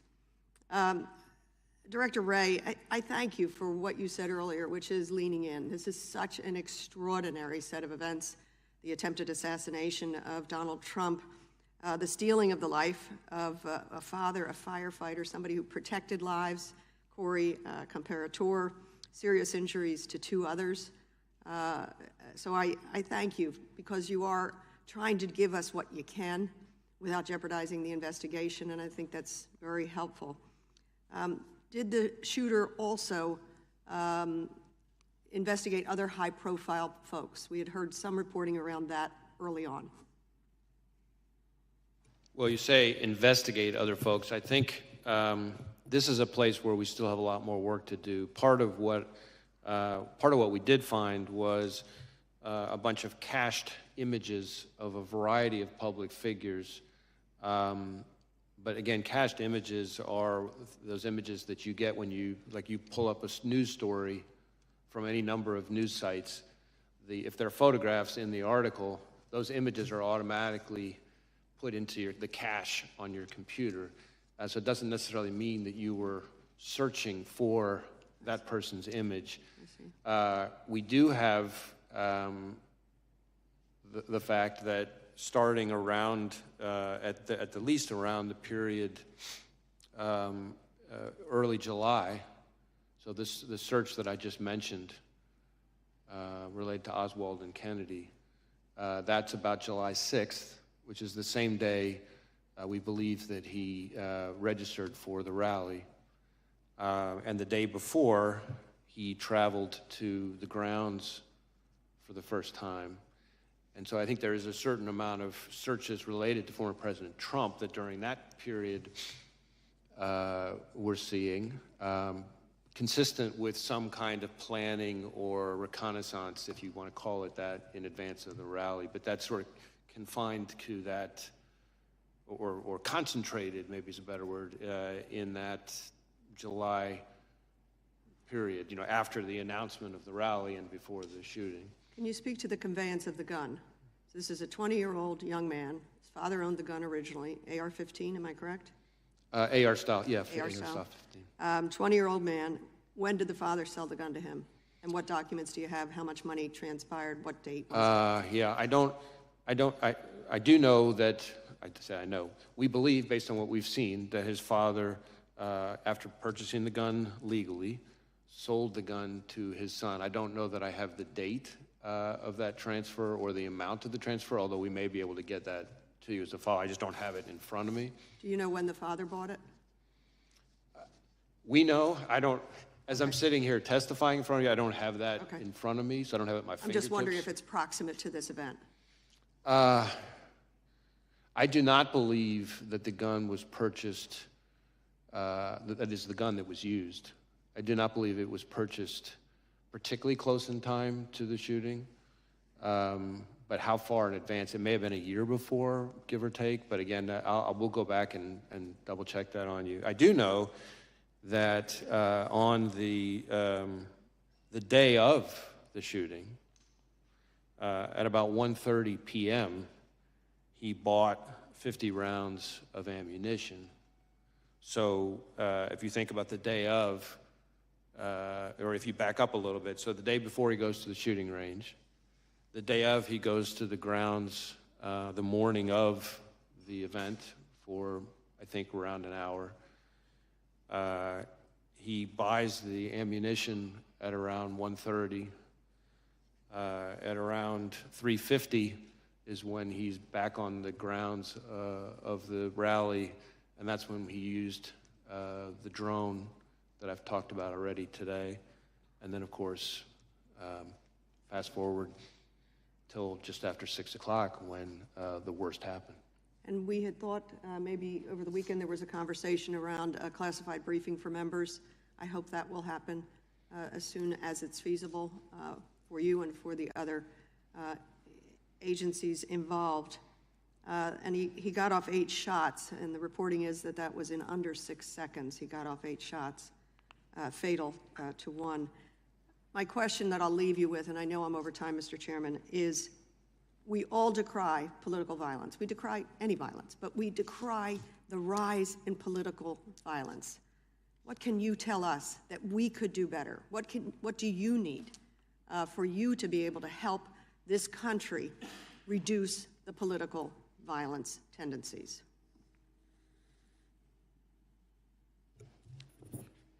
I think this is a moment where, in the most stark way possible, all of us as Americans can see how out of control political violence is in this country. And it's an opportunity for everybody to come together and to try to show that this is not the kind of thing we're going to tolerate in this country.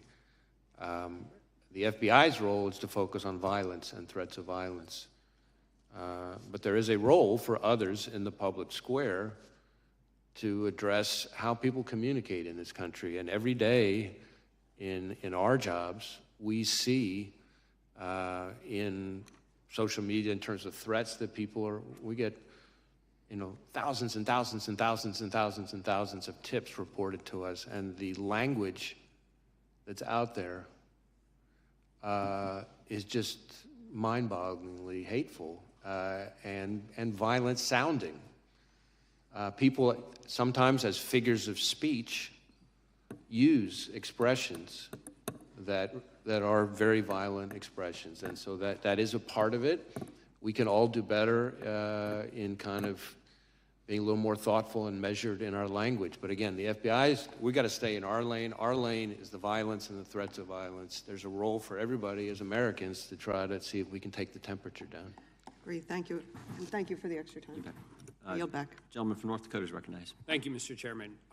And I really appreciate you correcting the gaming thing about this is my coming out party, because we're asking you to do something, and we've had acrimonious, you and I have actually had acrimonious, but we're not here for a got you moment.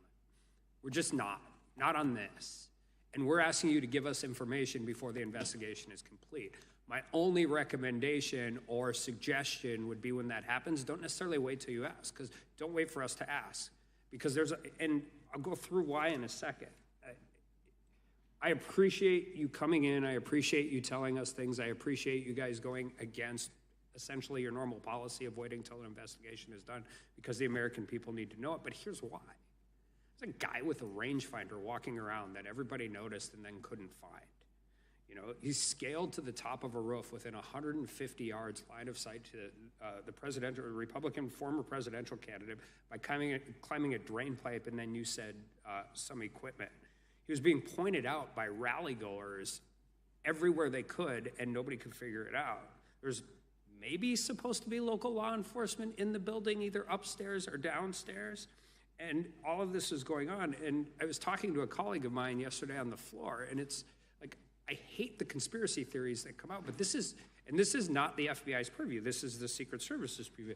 This is so comically like inept to the average North Dakota citizen. Is just, they look at this and they're like, how could this possibly happen? And so by you giving us information in a really meaningful way, even though we know the investigation's ongoing and things can change, that at least helps us to deal with that and figure out where we're at. And so, I mean, and you're doing all this. This guy had no combat training, no counter surveillance training that you're aware of, right? I'm sorry, I couldn't quite hear He that. had no combat training. Oh, no, I don't think any, certainly no what you and I would call combat training. Obviously, he was a fairly active recreational shooter, so he did plenty of shooting. A lot of guys. No, I don't think any, certainly no what you and I would call combat training. Obviously, he was a fairly active recreational shooter, so he did plenty of shooting. A lot of guys in right. Western Yeah. North Dakota, right?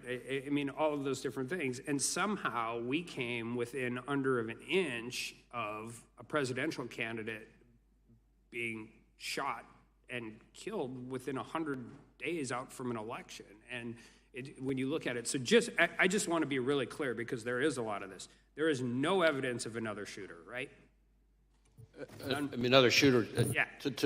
I mean, there's the counter sniper who took out the shooter. Well, right. But you're talking about like another. Anybody else. And you're looking at his online and seeing all that, but there's no evidence he had any other accomplices on scene that day, correct? Correct. Not that we've seen yet, certainly. And you said, and Oversight's had a hearing, DHS had a hearing, we're having a hearing now. The Inspector General's going to investigate. We're probably announcing a bipartisan outside panel. But there's another investigation too, right? Because somebody has to clear the shooter. Like, even though it is a Secret Service officer deploying his, I mean, when an FBI agent kills somebody in the line of duty, what's the process? So we have what we call an agent-involved shooting, is I think what you're getting at. And we have a whole process. Usually get put on leave, paid leave, get a lawyer, depending on how it is, right?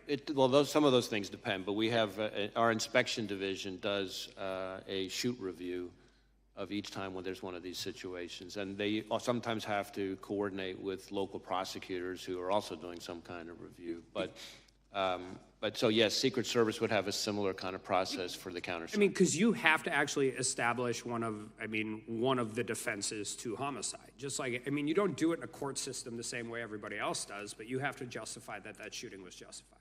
So when the FBI does that, do they conduct that all internally? Most of the time, yes. Every once in a while, there's a situation where the Inspector General gets involved. Do you know how the Secret Service does it? I don't. Okay. And I just think that's important, because when we're talking about how this works, and I don't think anybody is arguing it wasn't, anybody who's seen it knows what happens, but it's just knowing it and making sure that the process is handled correctly. And I just want to shift gears with my last 30 seconds really quickly, because we had a hearing on the northern border in Grand Forks, and you were talking about specific threats from Iran, but also generally. And we've diverted an exceptional amount of resources at the southern border. Our interactions, 114% increase in apprehensions. And the one specific thing, with all due respect to my friends and my neighbors from Canada, it's a lot easier to get into Canada for some of these countries where we have these real issues with terrorist threats than it is to the United States, particularly Iran. And are you guys monitoring that and making sure whatever coordination you have with Canada, that we're paying attention to that as well? We have an excellent relationship, we the FBI, with our Canadian counterparts, both RCMP, the Mounties, as some people euphemistically call them, and CSIS, my intelligence service counterparts. We have great relationships with them, and terrorism is, I find, probably the #1 thing we talk about. Yeah, they're understaffed and overworked on the northern border, and they can use all the help you get. And with that, I yield back. Gentleman yields back. Gentleman from Maryland is recognized. Thank you, Mr. Chairman. Director, thank you for today. I think I greatly appreciate your candor. I know it's highly unusual to go into this level of detail during an active investigation, and I know it's a special and unique circumstance given the nature of what happened that day. I'll ask my colleagues that we not try and take advantage of this in other circumstances. I think we need to be careful about pressuring our investigators, to disclose information in the middle of an investigation in a casual or routine way. But thank you for what you've done here today. I do want to mention this too. Like Congressman Correa, I went up to Butler with Homeland Security Committee, and had a chance to meet with a number of the people there, including people who were there at the rally. And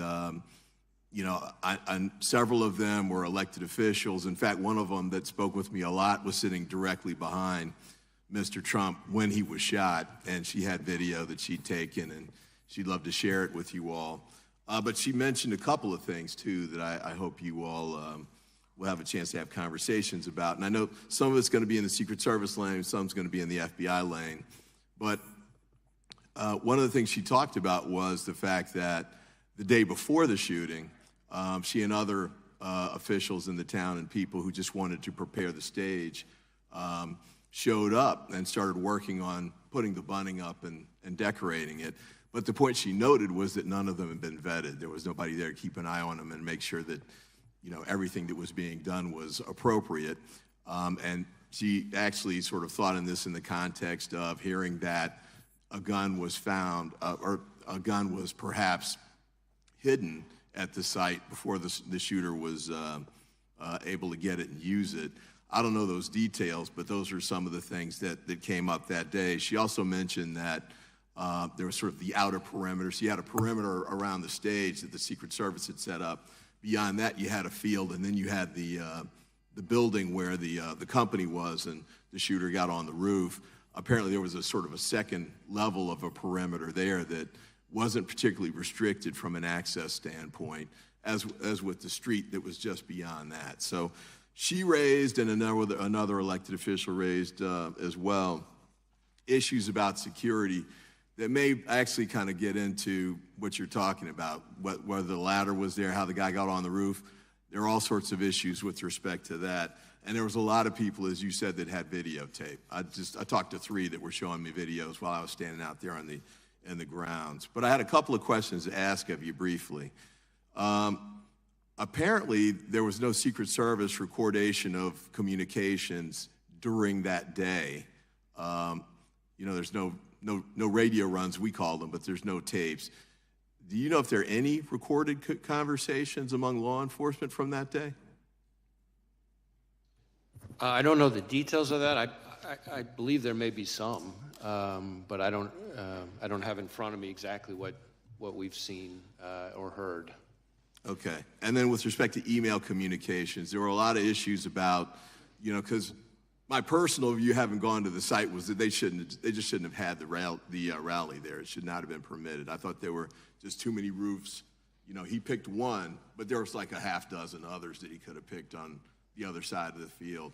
And as Eli Crane, a congressman who was a sniper for the U.S. military, said, there was a water tower that actually would have been a better site, probably that Secret Service should have used, but could have been used as well. But the lead up to that decision, and Congressman Correa raised this, who made this decision about how to pick the site? And apparently there was back and forth between local law enforcement, Secret Service, and the campaign. And I was kind of curious as to whether that's something that your investigation is going into or not. So I think that primarily falls within the scope of the 2 other reviews, that is the DHS Inspector General review and the outside panel, independent panel that's been announced.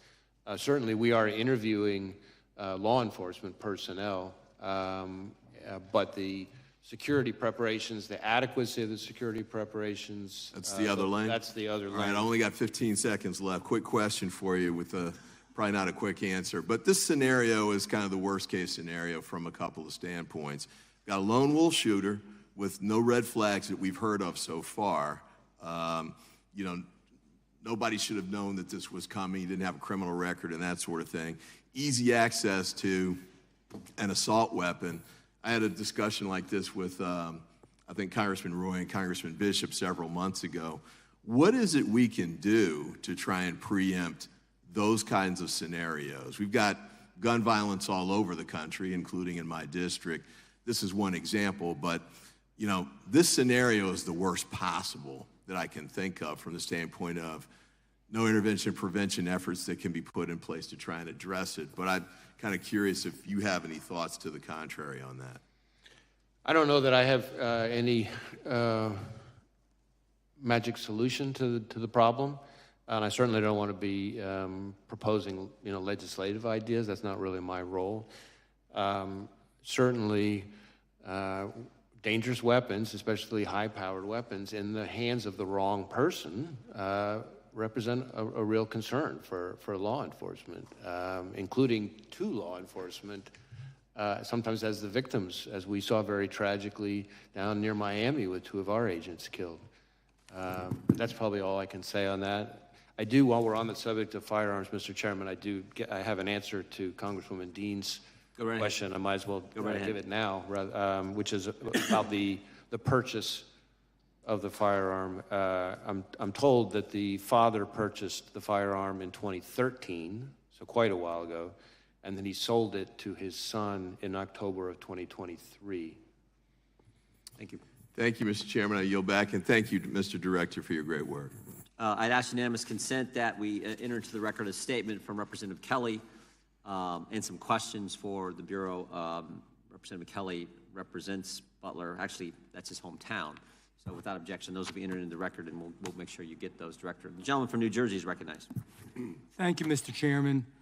Before I begin, and this is not directly with you, actually, I just wanted to straighten something out. I know my colleagues, the gentlemen and the gentleladies from Georgia, Washington, California, Pennsylvania, they all mentioned Project 2025. Well, I don't know how they expect you to know about that, number one.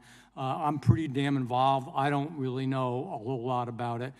But President Trump has made it clear, and we're going to say it again, we'll say it over and over again, that there are some things he disagreed with, some things he agreed with that he wasn't that familiar with. It was from the Heritage Foundation.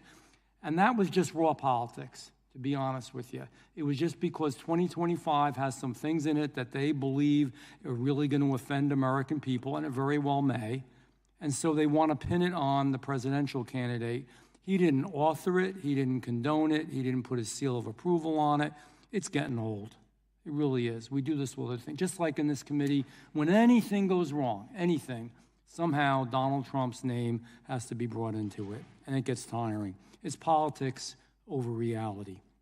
Second thing about picking the site, I was intimately involved in the Wildwood rally, the biggest rally President Trump's ever had, biggest political rally in the state of New Jersey. I had spoken to the president about it, and he wanted to do it on the beach because we had over 100,000 people. And let me tell you, we had everybody out there because they were concerned, the Secret Service and the local police and the county police, and just about every entity could be. And so they had, behind it was that iconic setting. They had the Ferris wheels on the pier and all the stuff. They had agents up in there. They had agents in the ocean, in the water, in boats. They had people coordinating, working with each other and talking with each other because they knew it was a risk. So we chose a site that was difficult. The president did, and I thought it was a great site. But nevertheless, the law enforcement responded properly. Something went wrong here. You can't blame this on Donald Trump as well. The site was chosen. It's the responsibility of those who serve in law enforcement to make sure that he was safe, period. And I'm sure you'll find out why. On another tangent here, you know, I've got to wonder how many qualified people were passed in order for Director Cheadle to get her 30% quota. That's a lousy way to run an agency, especially when it's dealing with law enforcement, to say we've got to have 30% of anything. And I worry about these practices because it's policy over protection. And Director Wray, I know that some things were left to you. I understand that. But one of your early acts on the Biden presidency was hiring the FBI's very first chief diversity officer.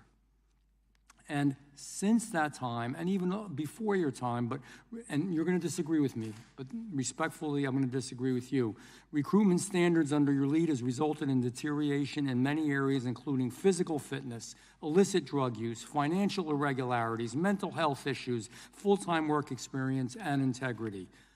And I know you dismissed them, but in October 2023, they are a prestigious group of retired FBI special agents and analysts both expressed concern regarding the FBI's willingness to recruit agents that, quote, I'm not saying this, they said it, not me, can't even pass the new relaxed standards for fitness, who are illiterate in some cases and need lessons, educational lessons, don't want to work weekends or after hours, their words, and have serious disabilities or mental health issues, which is not the place for them. Most of your agents are great people.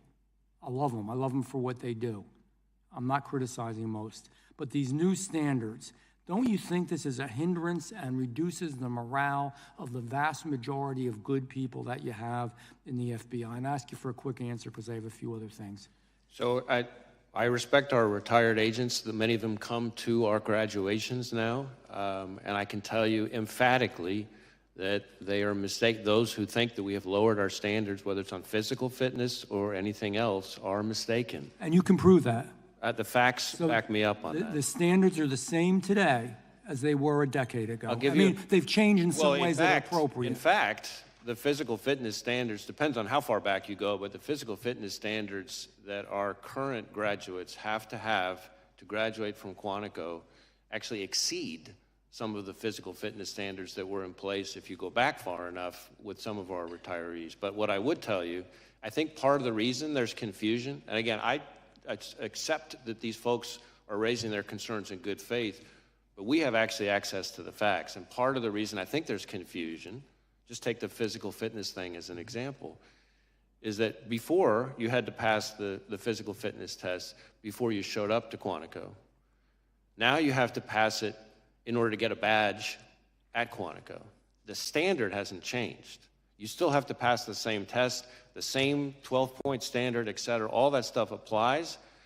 The only difference is you can pass it while you're at Quantico. But if you don't pass that same test that's been in place for a long time now, you don't get a badge. And we will dismiss people from Quantico, and we do, who don't pass that Director, I know test. I have to wrap this up, and I appreciate that. If you could get us information that substantiates what you say, that should be easy enough to do to the whole committee. I'd appreciate it.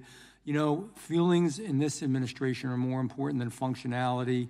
It's resulted in a border crisis. We don't have time to talk about that. You've spoken out about it. I appreciate that you've spoken out about it. I think it's also resulted in shortages in our nation's law enforcement and our military, and I think it makes us less safe. So I look forward to seeing those statistics and that proof, because I have people talking to my ear that tell me otherwise, and I yield back. Gentleman yields back. The gentleman from Alabama is recognized. Thank you, Mr. Chairman.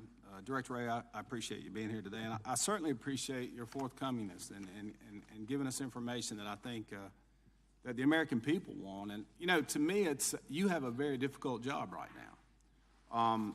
In the past, and under Comey, certainly, the Russian collusion narrative got out pretty heavily, and that came out of the FBI with the FISA warrants and that sort of stuff, spying on General Flynn. And then the laptop issue, the Hunter Biden laptop issue, which the FBI actually had in their possession. So I have 800,000 people thereabouts that I represent, and our job is to restore trust. And so in a lot of the hearings we've had this week, they say, well, the FBI is investigating that. Every answer was the FBI is investigating this. And so in some ways it kind of landed in your lap, and I appreciate you being here. But, you know, it's just, for me, the question of how does a 20-year-old acting alone get a long gun, a rangefinder? We know he bought a ladder. I guess he reconned area and realized he didn't need the ladder to get on top of the building, so he left it at the house. Get on a roof within 150 yards of one of the most famous people in the world, I guess now, and a former president. How does that happen? And how do we restore trust in the American people at the FBI and the DHS, who is under Mayorkas's directorate now? How do we verify trust back to the American people that these agencies are really working to protect the president? And I'm not trying to place blame specifically, but I never thought that we'd raid his house. I never dreamed that they'd raid a former president's house. I certainly never imagined that they would actually indict him. And I felt, well, they'll never find him guilty. And now we've had a threat on his life. So How do we restore trust in the government of this country and the agencies that are here that we pay and provide $3 billion a year to the Secret Service to protect some of the leading political candidates in America? That's a lot. I'm sorry, that's a lot of questions, but I'm going to give you a little room to talk. Right. No, listen, obviously you included a lot, as you said, in your question, and as you might imagine, I disagree fairly strongly with a number of parts of it, but sensitive to the time, I guess what I would say this, I can speak to my approach to running the FBI. Again, the FBI was not involved in the physical security of the rally. That's, we come in as the investigators afterwards. And as I've said before, our investigation is an investigation of the shooter and his attack. There are separate investigations, the Inspector General of DHS and this outside independent panel that's been announced that would be looking at the Secret Service's performance. And those, I think, will be important to trust and confidence, if you will, in Secret Service. But from the FBI perspective, we can't promise that everybody's going to like the results of what we do, right? What we can promise is that we're going to do our best to do the work in the right way. That's all we can do. And so I keep telling our folks every day on this and on everything else, our focus has to be, we got to do the work in the right way. We got to make sure we do the work in the right way, and then no matter who likes it, because everything we do, somebody doesn't like it. And it's a credibility issue at this point. Do the American people trust what the FBI and the DOJ is going to tell them? And, that's the thing with this. When I was early on, and I've only been here about 3.5, 4 years now, but the American people was the fear of the weaponization of government. So now we have this issue. Tucker Carlson asked the president, he said, are you afraid they'll kill you? And I remember that interview, and I thought, wow, I can't believe he went there. But here we are. And so as we work through this process, I think it's so important, and I think the chairman hit on this, is the audio of the shooter. You've interviewed the sniper, the Secret Service sniper that took out the target. Was he waiting on a green light? What was going on, and why did Mr. Crooks have a chance to get off 8 rounds? And we knew he was on the rooftop. I don't know for how long, but we know he was a marked target. So was he trying to get the green light, and was somebody not giving it to him? So again, the performance, the adequacy of the performance of Secret Service will be the subject of the Inspector General investigation and this outside independent panel. What I can tell you, and I'm glad you asked the question, because this goes to something that that was part of an earlier exchange.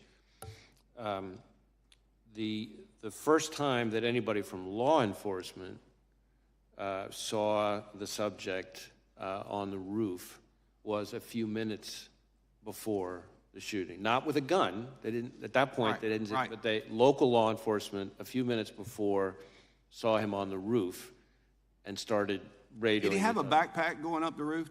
Well, we haven't found anybody yet who saw him climbing up the roof. The reason why I've talked about how we think he got on the roof is that's based on forensic, our evidence response team and forensic analysis, that we're, without getting into all the details, footprints and things like that we can, fingerprints, et cetera, that we can see how he got on. But we don't have an eyewitness at the moment who saw him climbing up.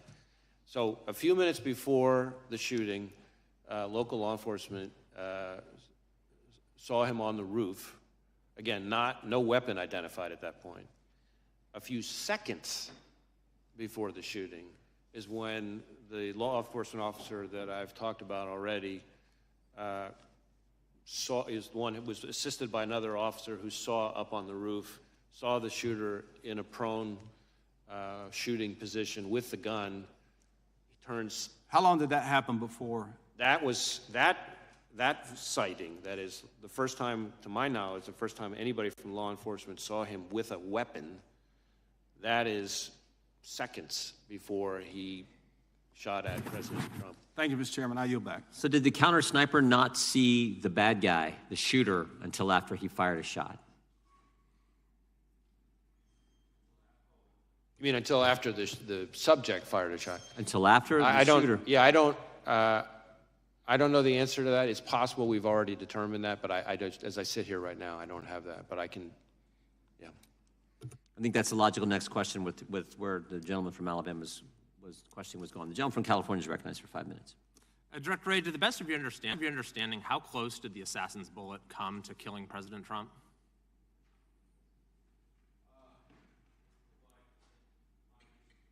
My understanding is that either it or some shrapnel is what grazed his ear. So I don't know that I have the actual very distance. close, though. What's that? Very, very close, you would agree. Yes. Is this the biggest security failure that you've seen in your career? Ooh. Well, certainly I think former Director Cheadle has already, I think, acknowledged that this was a significant, at the very least, a significant operational failure. I forgot her exact words, but I will defer on that. I think We really it speaks haven't for seen itself. anything like this in at least decades in this country, right? The attempted assassination of a president, current or former, is a historic event. Was this a sophisticated plot that Thomas Crooks carried out? Well, I think probably depends on your definition of sophisticated, right? So on the one hand, he's a 20-year-old, seems to, from what we've seen so far, loner, without a lot of elaborate criminal history, without any criminal history or anything like that. On the other hand, he did clearly do some level of planning and recon. When did the planning start, to the best of your knowledge? What's that? When did the planning start? Well, we're still drilling into that, but we assess that on July 6th, So a week in advance. for example, it seems to be that he seems to become very focused on it, because that's when, as I've testified here today, that's when the laptop that we've tied to him has the Google search, how far away was Oswald from Kennedy? I mean, that seems like an indication of a total amateur, right? Someone who's searching for that, and he's doing it a week in advance. Again, I don't want to characterize him, I frankly don't want to give him the credit of characterizing him as amateur or professional, but what I will say is that there are some things he did that involve a certain amount of planning and preparation. On the other hand, if you're telling me, do I think this is the most sophisticated ever? Of course not. We deal with much more sophisticated adversaries all the time. And you probably prepare for more sophisticated plans to target high-level officials. I'm sorry, I couldn't You hear you. probably prepare for more sophisticated plans to target high-level officials, correct? We don't do physical security, but yes, obviously we're investigating much more sophisticated attacks all the time. How about the encrypted applications on his phone? Were those there for a while, or did he download them, in the days or weeks leading up to the assassination attempt? I don't have the answer to that sitting here right now. I think it may vary from platform to platform because he had a number of encrypted messaging apps on it. And again, as I've said, we're trying to get access to that content. And that's important. I think it's important for everybody on this committee to understand that this is a real problem for law enforcement. That these companies, let's be clear here, these companies are designing their platforms in a way to, no matter how heinous the crime, no matter how rock solid the legal process, I'm run out of time, to get so access. I want to get the next question. At this moment, are you confident that high-level protectees, presidents, former presidents, are well protected? Well, it's not really for me to say. I have a lot of respect for the men and women of the Secret Service who provide protection, just as I do for their counterparts at other agencies. You can't say one way or the other. Your assessment as director of the FBI whether the president is safe?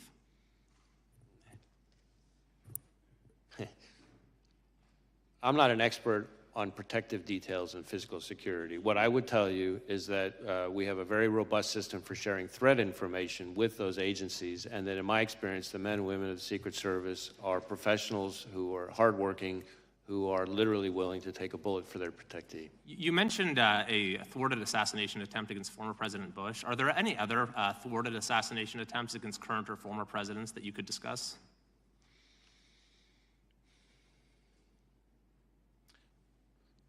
Not that immediately come to mind, but I'd have to go back and think about that. I mean, obviously we've been around for a while, and current and former presidents are high-profile targets who are attractive to all kinds of bad guys.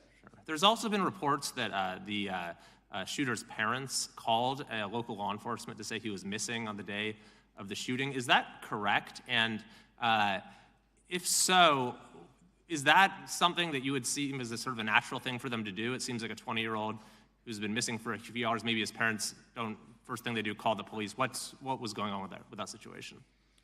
So my recollection, I don't have this in front of me, my recollection is they did call, concerned that he was missing. My recollection, though, is that they didn't call until this was after I think this was after the event. I see. But I'm not certain of that, so I want to, hedge on that slightly because I have to get back to you to confirm that. I believe that part of the issue was that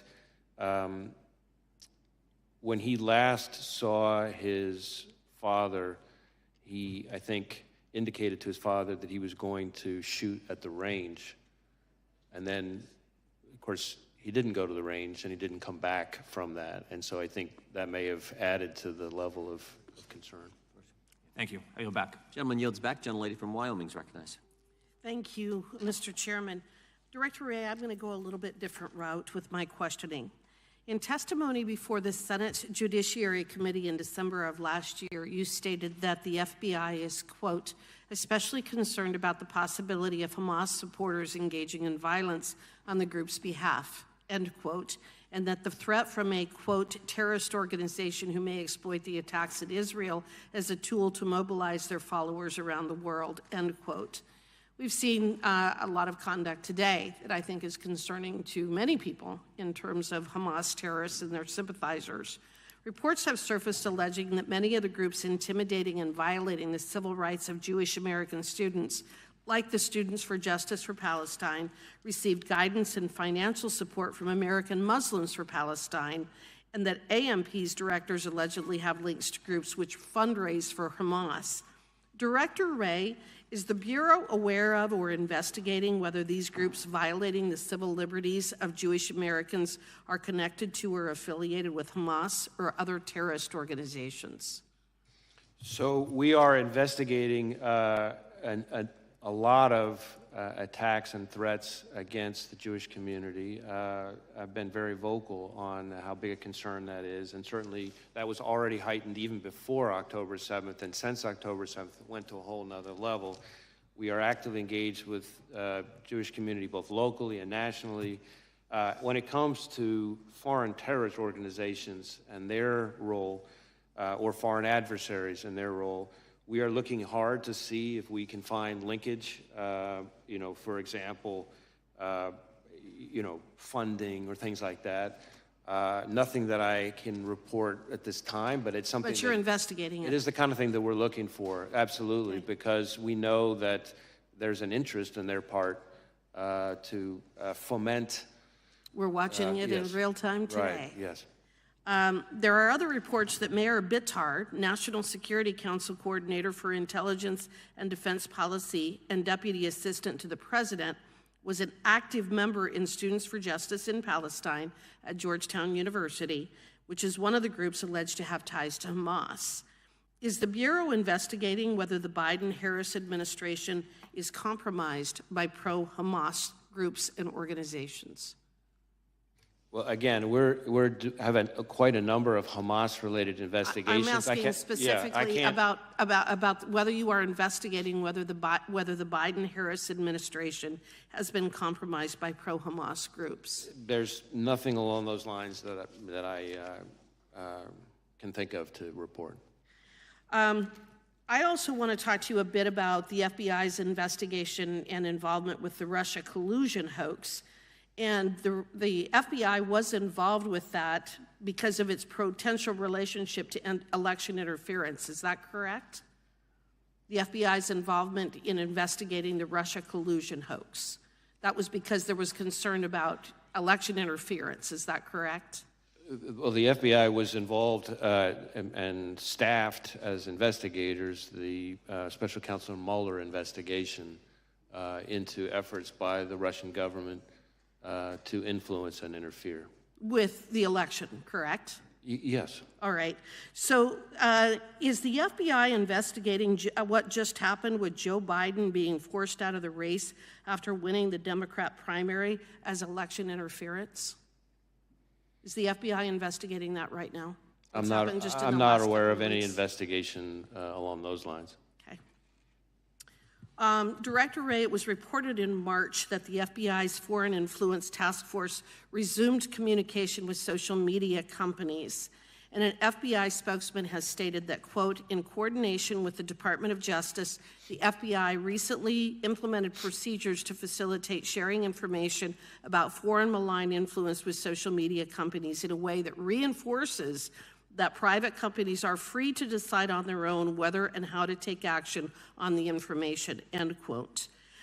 Director Wray, what specifically is the FBI doing to reinforce that such decisions are, in fact, for the private companies to make and not the administration? So I think the best way to summarize it is that the guidance makes all kinds of additional steps to underscore that the FBI has no interest in participating in any way whatsoever in the company's decision-making, that companies are completely free to take any actions on their own, that we are simply passing information on to them for them to do whatever it is they want to do independently, consistent with, I should say, I very much appreciate the Supreme Court's finding that no evidence that the FBI coerced platforms to take content down. Well, I don't believe that that's what the Supreme Court found. What the Supreme Court found was that the parties involved didn't have standing, but I think there's a whole body of evidence and legal analysis demonstrating that, in fact, this administration was violating the First Amendment rights of folks through social media companies. I'm just going to ask one final very quick question. If the FBI was involved in the removal or restriction of speech of Americans, do you agree that this would be a violation of the First Amendment? Well, again, I'm not going to engage in hypotheticals. My understanding and my strong view from everything I've seen is that we did not violate the First Amendment. Okay. Gentlelady yields back. Gentleman from Texas is recognized. Thank you, Director. I've just got two easy questions for you. In February, Donald Trump Jr. received a letter containing a white suspicious powder that read, quote, Lee Harvey Oswald's grandson must complete his contract, end quote. The United States Secret Service and the FBI said they would investigate the matter, and 5 months later, no more information has been released. I've also visited with Mr. Trump, and he has not received any information either. Why is that? So as I sit here right now, I'm not familiar with the specific investigation, but I do know that we have had, unfortunately, quite a few investigations of threatening mailings and white powder letters and things like that. So I'm happy to drill into it and have us circle back to you and see if there's more information we can share about it. Thank you. And would you maybe circle back to the Mr. Trump, Donald Jr.? I think they'd like an update as well. Sure. Let me, again, I don't, like I said, I'm not familiar with the specifics, but I'm happy to have us look into it and get back to whoever we need to get back to. Thank you. Next question. The Pittsburgh field office now handling the assassination attempt investigation. Is that right? Well, there's several. There at Pittsburgh field office is the lead office. We obviously have lots of, I think it's about half, maybe over half of the FBI's field offices are working on this, including almost every headquarters division. So we have lots and lots and lots, several hundreds of employees working on it. All right, but yes. Pittsburgh's the lead. Okay. This is the same office that botched the Hunter Biden laptop case. And they, in my view, and my constituents and many Americans, displayed a clear reluctance, that's a quote, reluctance to really do any tasking, quote, effectively failing to investigate, according to the U.S. attorney on the case. My question is, how can we trust this office, and why does it keep reappearing in critical election-related investigations, or is that just dumb luck? So I want to be a little bit careful on what I can say here, because some of what you're talking about relates to an ongoing investigation being led by the special counsel, Mr. Weiss. But what I can tell you is that the Pittsburgh field office's involvement in the matter you're talking about was the choice by the Attorney General Barr to have the U.S. Attorney and the FBI field office in Pittsburgh handle that particular matter. As to your summary or characterization of what U.S. Attorney, now former U.S. Attorney Brady actually said, I'd have to see the whole context. I'm not quite sure that's what he said, but I think as to your overall question about confidence, what I would tell you is we have, that's the point I'm trying to make about the sheer breadth of our investigation. Yes, the Pittsburgh field office is the office on the ground. That's where the attempted assassination happened. But we are using the full might of the FBI, criminal and national security. That's why I'm pointing out that multiple field offices, over half of our field offices, almost every headquarters division, several hundreds of employees. These are people who are working around the clock to deal with this historic attack.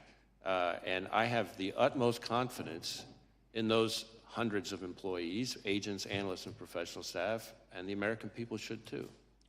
I yield to Mr. Jordan. I appreciate the gentleman yielding. Director, I guess I'm not clear exactly where you said there were 8 shell casings on the roof, so 8 bullets were fired. We obviously know that Mr. Compratore lost his life. Two other rally-goers were injured, seriously injured, and then the one that hit President Trump. Does that account for, were some of these individuals hit multiple times? Where did all 8 bullets go, is I guess my question. I don't have that in front of me. I'm happy to circle back and get that to you. It's assuming we have that information yet.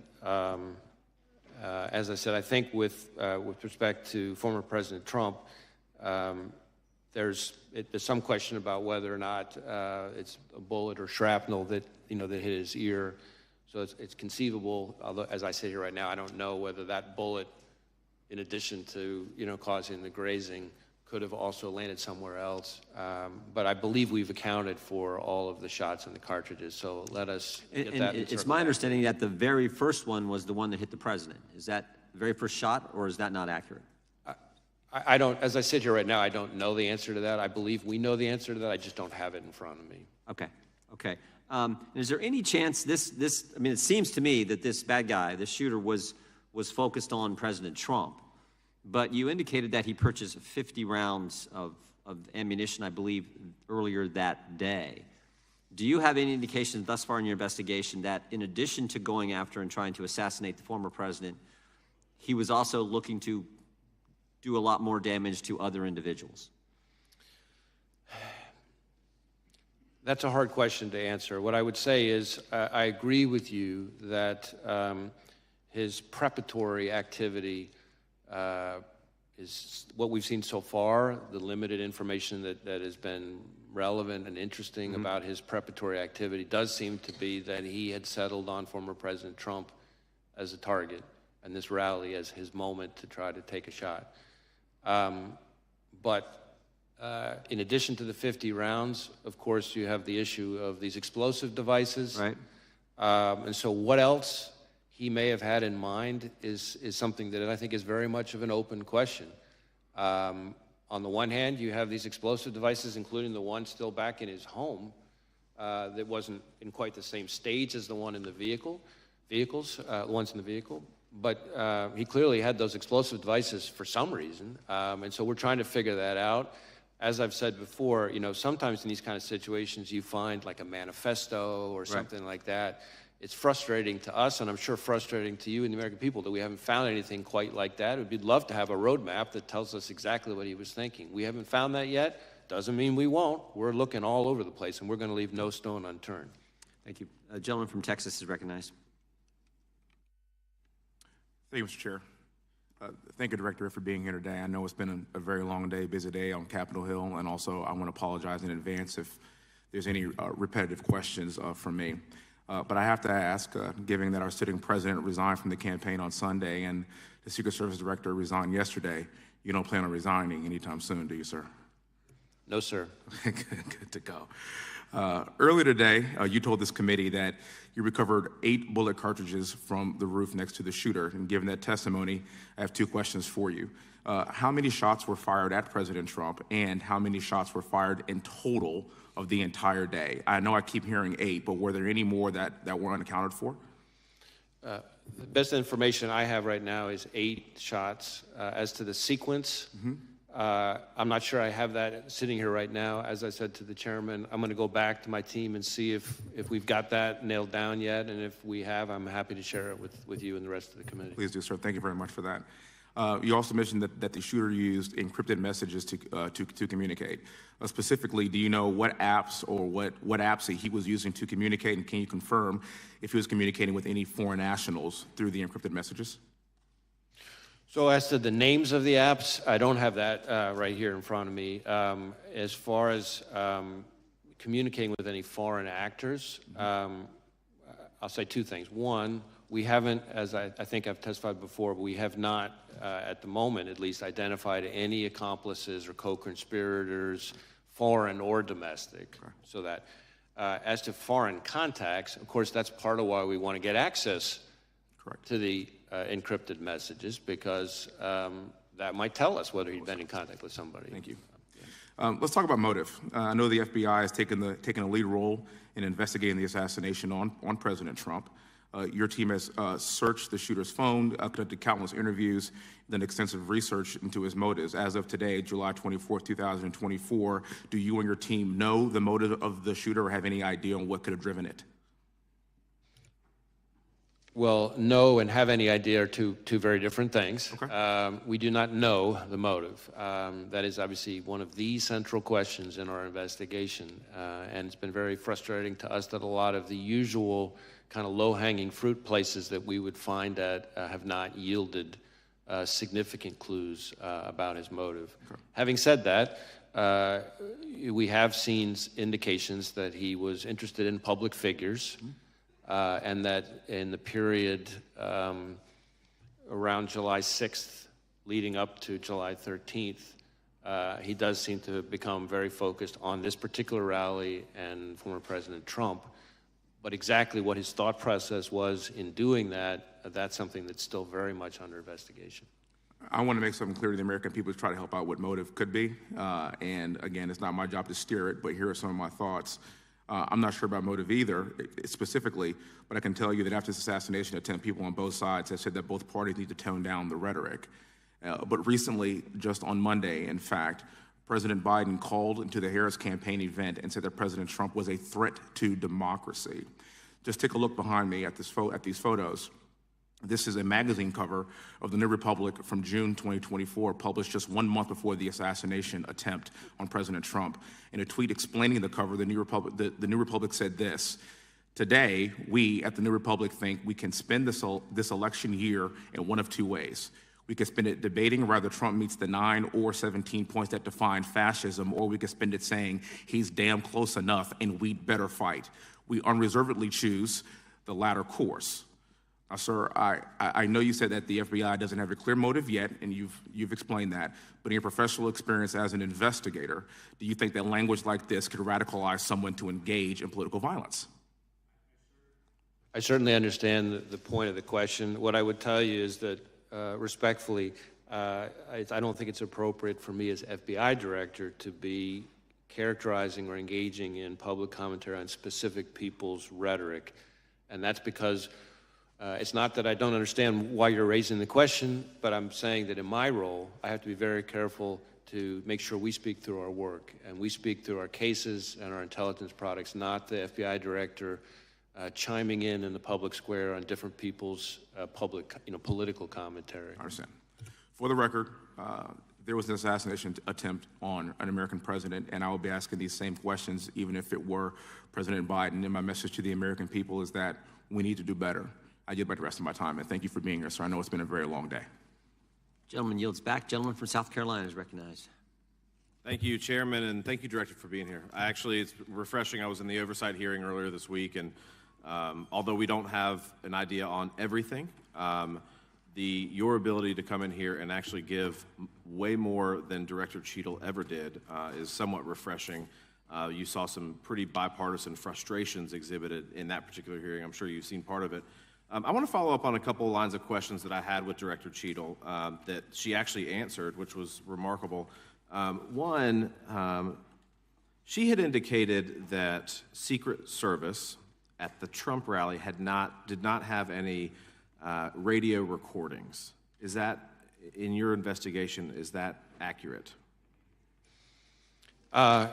I'm not sure I know the answer to that. I believe there may be some recordings on the local law enforcement side. As to whether or not we have recordings on the Secret Service side, I'd have to drill back into that. And the reason you might say, well, how the heck can you not know? Well, we certainly have interviewed lots of Secret Service employees, so what we know from the interviews versus some other source, as I sit here right now, I don't know. So on this particular case, but in your experience, and again, it's a different agency, but she had indicated, Director Cheadle had indicated that recordings sometimes are done from radio recordings, I guess, of what happens at a Trump rally or any other thing that they're engaged in. Is that your experience as well, that sometimes there are audio recordings of communications between law enforcement officials? Just speaking very broadly, certainly there are times when there are recordings, but it'd be hard for me to be more precise than that. And I know that you can't answer whether they were here in this instance or not, but what would cause recordings to not exist for the Trump rally, if, as a hypothetical? What would be the reason that would happen? I'm afraid I don't know the answer to that. I mean, if they didn't record, there may be situations where they just don't record in the first place, and why that would be, though, I'm not sure I can answer that. Thank you. Let me ask you this, and this is another line of questioning. Director Cheadle had indicated that seconds before the would-be assassin fired the shot, is roughly seconds, is when he became a person of suspicion to an actual threat. Would you agree with that assessment from Director Cheadle? Well, let me try it this way. I think there are sort of three, in my mind, there's sort of three, let's say three significant moments on this continuum that you're kind of getting at. There is roughly an hour before the shooting when local law enforcement observes the individual, the shooter. At that point, as somebody that was a person of concern. I forgot the exact phrasing, and that was based on seeing him with this rangefinder, no observation of a weapon, but there was something odd and off about them that caught local law enforcement's attention. So that's the first moment. Then there's a second moment, which is, I think just minutes before the shooting, where local law enforcement observed him on the roof, but didn't see a weapon, is my understanding at that point. And at that point, their level of concern obviously was even higher. And then there's the third moment, which is that moment when local law enforcement saw him, the officer who climbed up with the assistance of his colleague and saw the shooter in the prone position with the weapon, and that's seconds before the event. And so, terminology, I'm not sure, but it seems to me there's an evolution of concern over that time period. Correct, an escalating concern. At what point, and this again I just don't know, so I'm curious, at what point is, say, the sniper who killed Mr. Crooks, at what point is he able to fire a shot, and does he have to have authorization in which to do that? I don't know that I know Secret Service's rules of engagement in that situation. It's possible that our interview of the counter-sniper has uncovered that. Again, our focus has been, I certainly understand why you're asking the question, but our focus has been on the shooter himself and his actions and the attack. These two other reviews, the DHS Inspector General and the outside independent panel, are both looking at the performance of the Secret Service, which would, I'm confident, include the question that you're talking about. Thank you. And I actually think, from a legislative purpose and what this body will probably ultimately do, it's of great importance that we break down barriers of communication and that we allow, officers to do their job without, so that this doesn't happen again. And I appreciate you being here. Thank you, Director. Gentleman yields back. Gentleman from Ohio is recognized. Well, once again, as Congressman Fry said, we want to thank you for your time and a lot more information today than Monday. So thank you for that. I just have a handful of questions. I would love to have just a simple yes or no so we could get done with this. So on day one, President Biden issued an executive order mandating DEI programs in the executive branch. You responded by hiring FBI's first ever chief diversity officer. You're even on the Bureau's website quoting, saying that diversity and inclusion of the workforce is something I care deeply about because the success of our efforts impacts our operations, our culture, and our future, end of quote. So Director, just a simple yes or no, do you still find DEI hiring practices to be central to the FBI's operations, cultures, and future? I believe that diversity is an important part, is a core value of a high-performing organization. Do you have any concerns that our homeland security efforts will be hampered if the FBI continues to use DEI as a primary hiring measure? I don't believe that we use DEI as a primary hiring metric. I would say that we have not lowered our standards. Yes or and no, please? Let me, if I could finish. It's not a yes or no question. We have not lowered our standards, and the facts back that up. Are you aware of a 112-page report compiled by senior agents and analysts which stated, quote, if the current trajectory of the FBI special agent recruitment and selection continues, using DEI as the primary and sole measure of our homeland security efforts will be significantly hampered. Do you know about that 112-page report? I'm aware of a report from a number of anonymous former employees. Thank you. Do you agree that protecting the former president falls under the umbrella of homeland security? Well, protecting the former president, the physical security, the protective detail on the former president is the province of the Secret Service, which is part of the Department of Homeland Security. It is my understanding that historically the FBI had 100,000 applications for special agents on file at any given time of the year. So talking about slipping recruitment, are you aware that on February of 2024, a letter from the FBI's Assistant Director for Training Division, which reported that FBI only received an estimated 48,000 applications over a 2-year period? I don't know if we're comparing apple to apple. What I can tell you is that in the time that I've been FBI director, the number of Americans applying to be special agent has gone up dramatically. To the tune of, in some cases, double or triple the pace So it the was when I. 48,000 If I is could wrong? finish, sir, if I could finish, please. To a rate that is higher, you'd have to go back about a decade or so to find the number of Americans applying to be special agents that are currently applying. Okay, so for the record, that 48,000 is probably wrong then in your eyes? I don't know. I don't have the letter in front of me, but what I'm not sure of is that we're comparing apple to apple in terms of time periods and everything else. In advance of the Trump shooting, United States Secret Service Special Agent in Charge Tim Burke reportedly told law enforcement partners that NATO summit in Washington, D.C. limited his resources available to the Trump rally. The service has similar DEI hiring aims and failed their zero-fail mission to protect President Trump. Director Cheadle has since stepped down. Could the hyperfixation on hitting Biden administration's imposed DEI rules by causing the FBI and the federal law enforcement agencies to not only miss their prime candidates, but also potential threats? Well, I can't speak to Secret Service's hiring practice. What I can tell you is that, in my view, diversity, like everything else, is something that has to be done in the right way. Just like everything else, there's a right way and a wrong way to achieve it.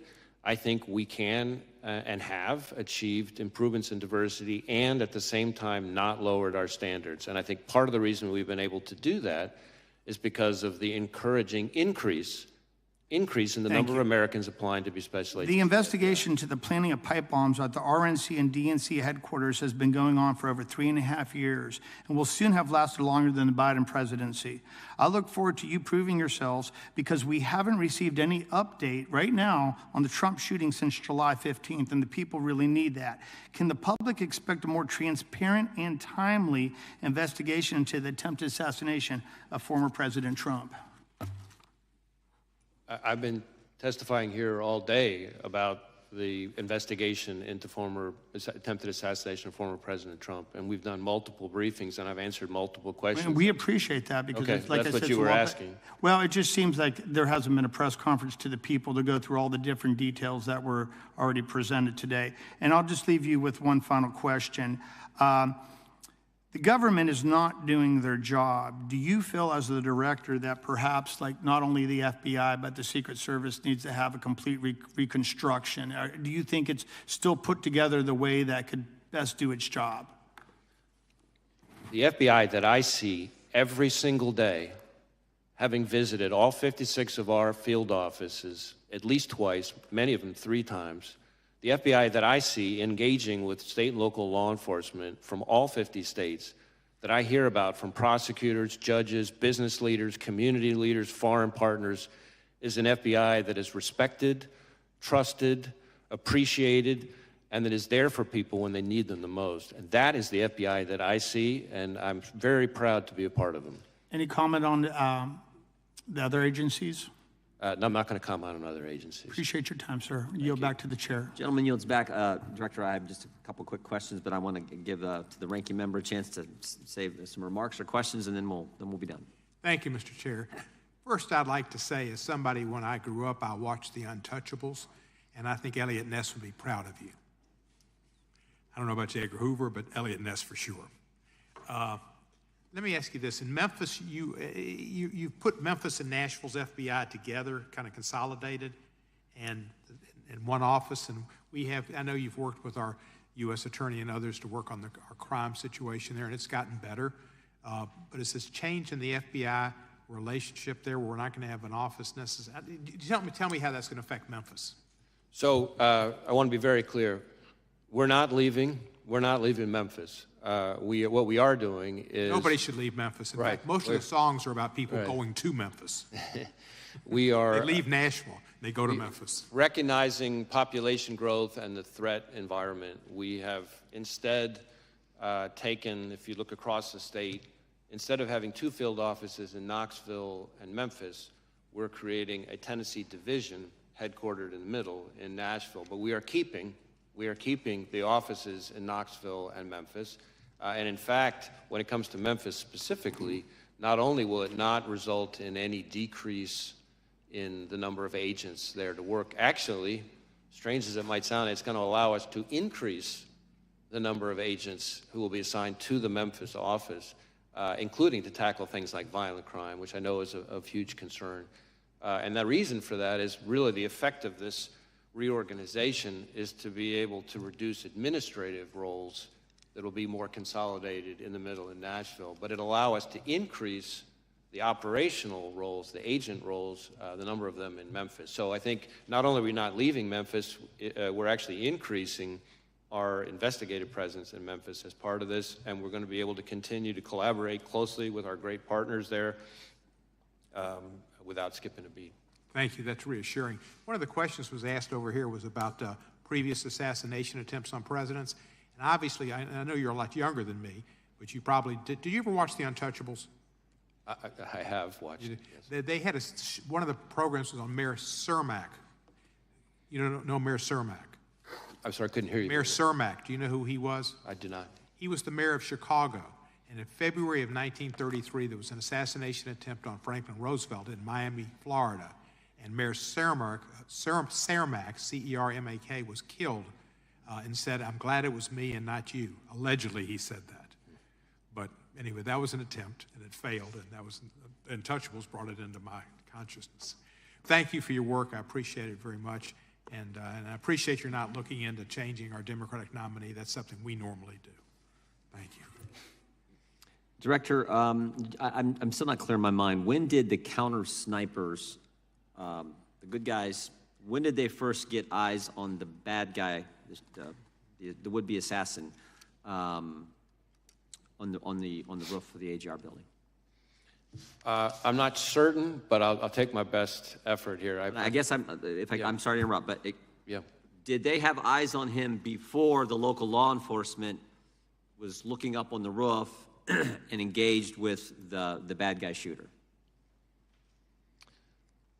I don't know the answer to that. I will look into that and get back to you. I believe we have the answer. I just don't know that I have it. I want to make sure I answer accurately. Because we thought, from the briefings that Mr. Abate gave us, and the briefings you gave the Congress, that they did, but it wasn't clear from your testimony. So if you can get that answer to us, that would be helpful. I want to circle back just a third time, if I could, to the Iranian threat to President Trump and some others, former members of our government. The reason I want to go back to that, because we now know that the Secret Service and Homeland Security denied resources to President Trump's detail that they had asked for. And it seems to me, if that all happened after you guys knew about the Iran threat and had briefed the Secret Service on that real threat, that's an even bigger problem. And that's why I was trying to get that timeline down, when you knew about it and when you briefed the Secret Service on the Iranians' threat to kill President Trump.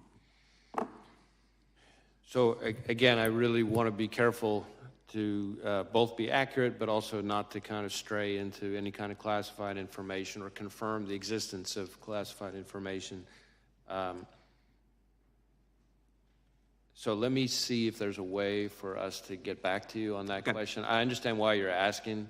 It may be easier to answer than I think, but at the moment in an open hearing, I'm not sure if I can see the right way to do that. Fair enough. We'll expect answers to both of those questions, and you can get back to this. That'd be great. Finally, anything else you want to tell us that we didn't ask? I mean, you came today and you told us some things that weren't even prompted by questions, and I just want to make sure if there's anything else you want to tell us regarding July 13th and what you've discovered, now's the time. Well, again, we're going to continue to engage with the Congress. I think we've covered a lot of the points that I really wanted to make sure that I got across, and just as I'm looking at my list, in one way or another through the course of today's questioning, I think we've gotten through most of it. That concludes today's hearing. We thank our witness for appearing before the committee today. Without objection, all members will have 5 legislative days to submit additional written questions for the witness or additional materials for the record. Without objection, the hearing is adjourned.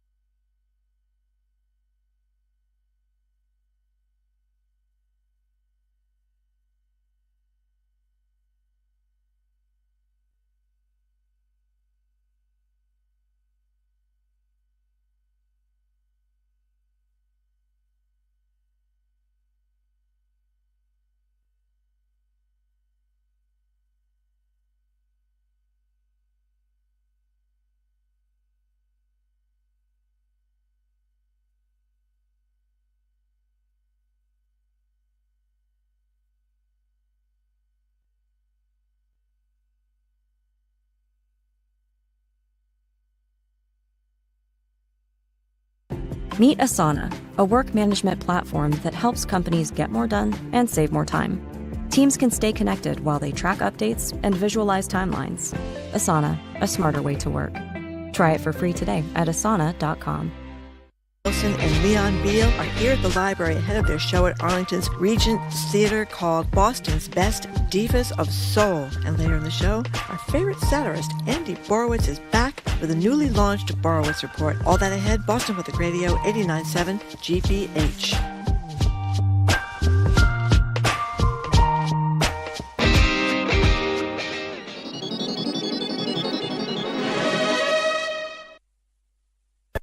Live from NPR News in Washington, I'm Corva Coleman. Former President Donald Trump's social media company, Truth Social, is poised to merge with a public shell company called Digital World Acquisition Corp. Shareholders have just approved the deal. It's possible Trump's stake in the new company could be worth over $3 billion, but he won't be able to tap that cash immediately since he wouldn't be allowed to sell shares right away. Meanwhile, Trump faces a nearly $500 million judgment in New York that is due Monday. Russia and China have vetoed a UN Security Council resolution on Gaza. It would have called for a ceasefire as part of a hostage deal. The U.S. says Russia and China are petty, blocking the resolution because it was drafted by Washington. NPR's Michelle Kellerman has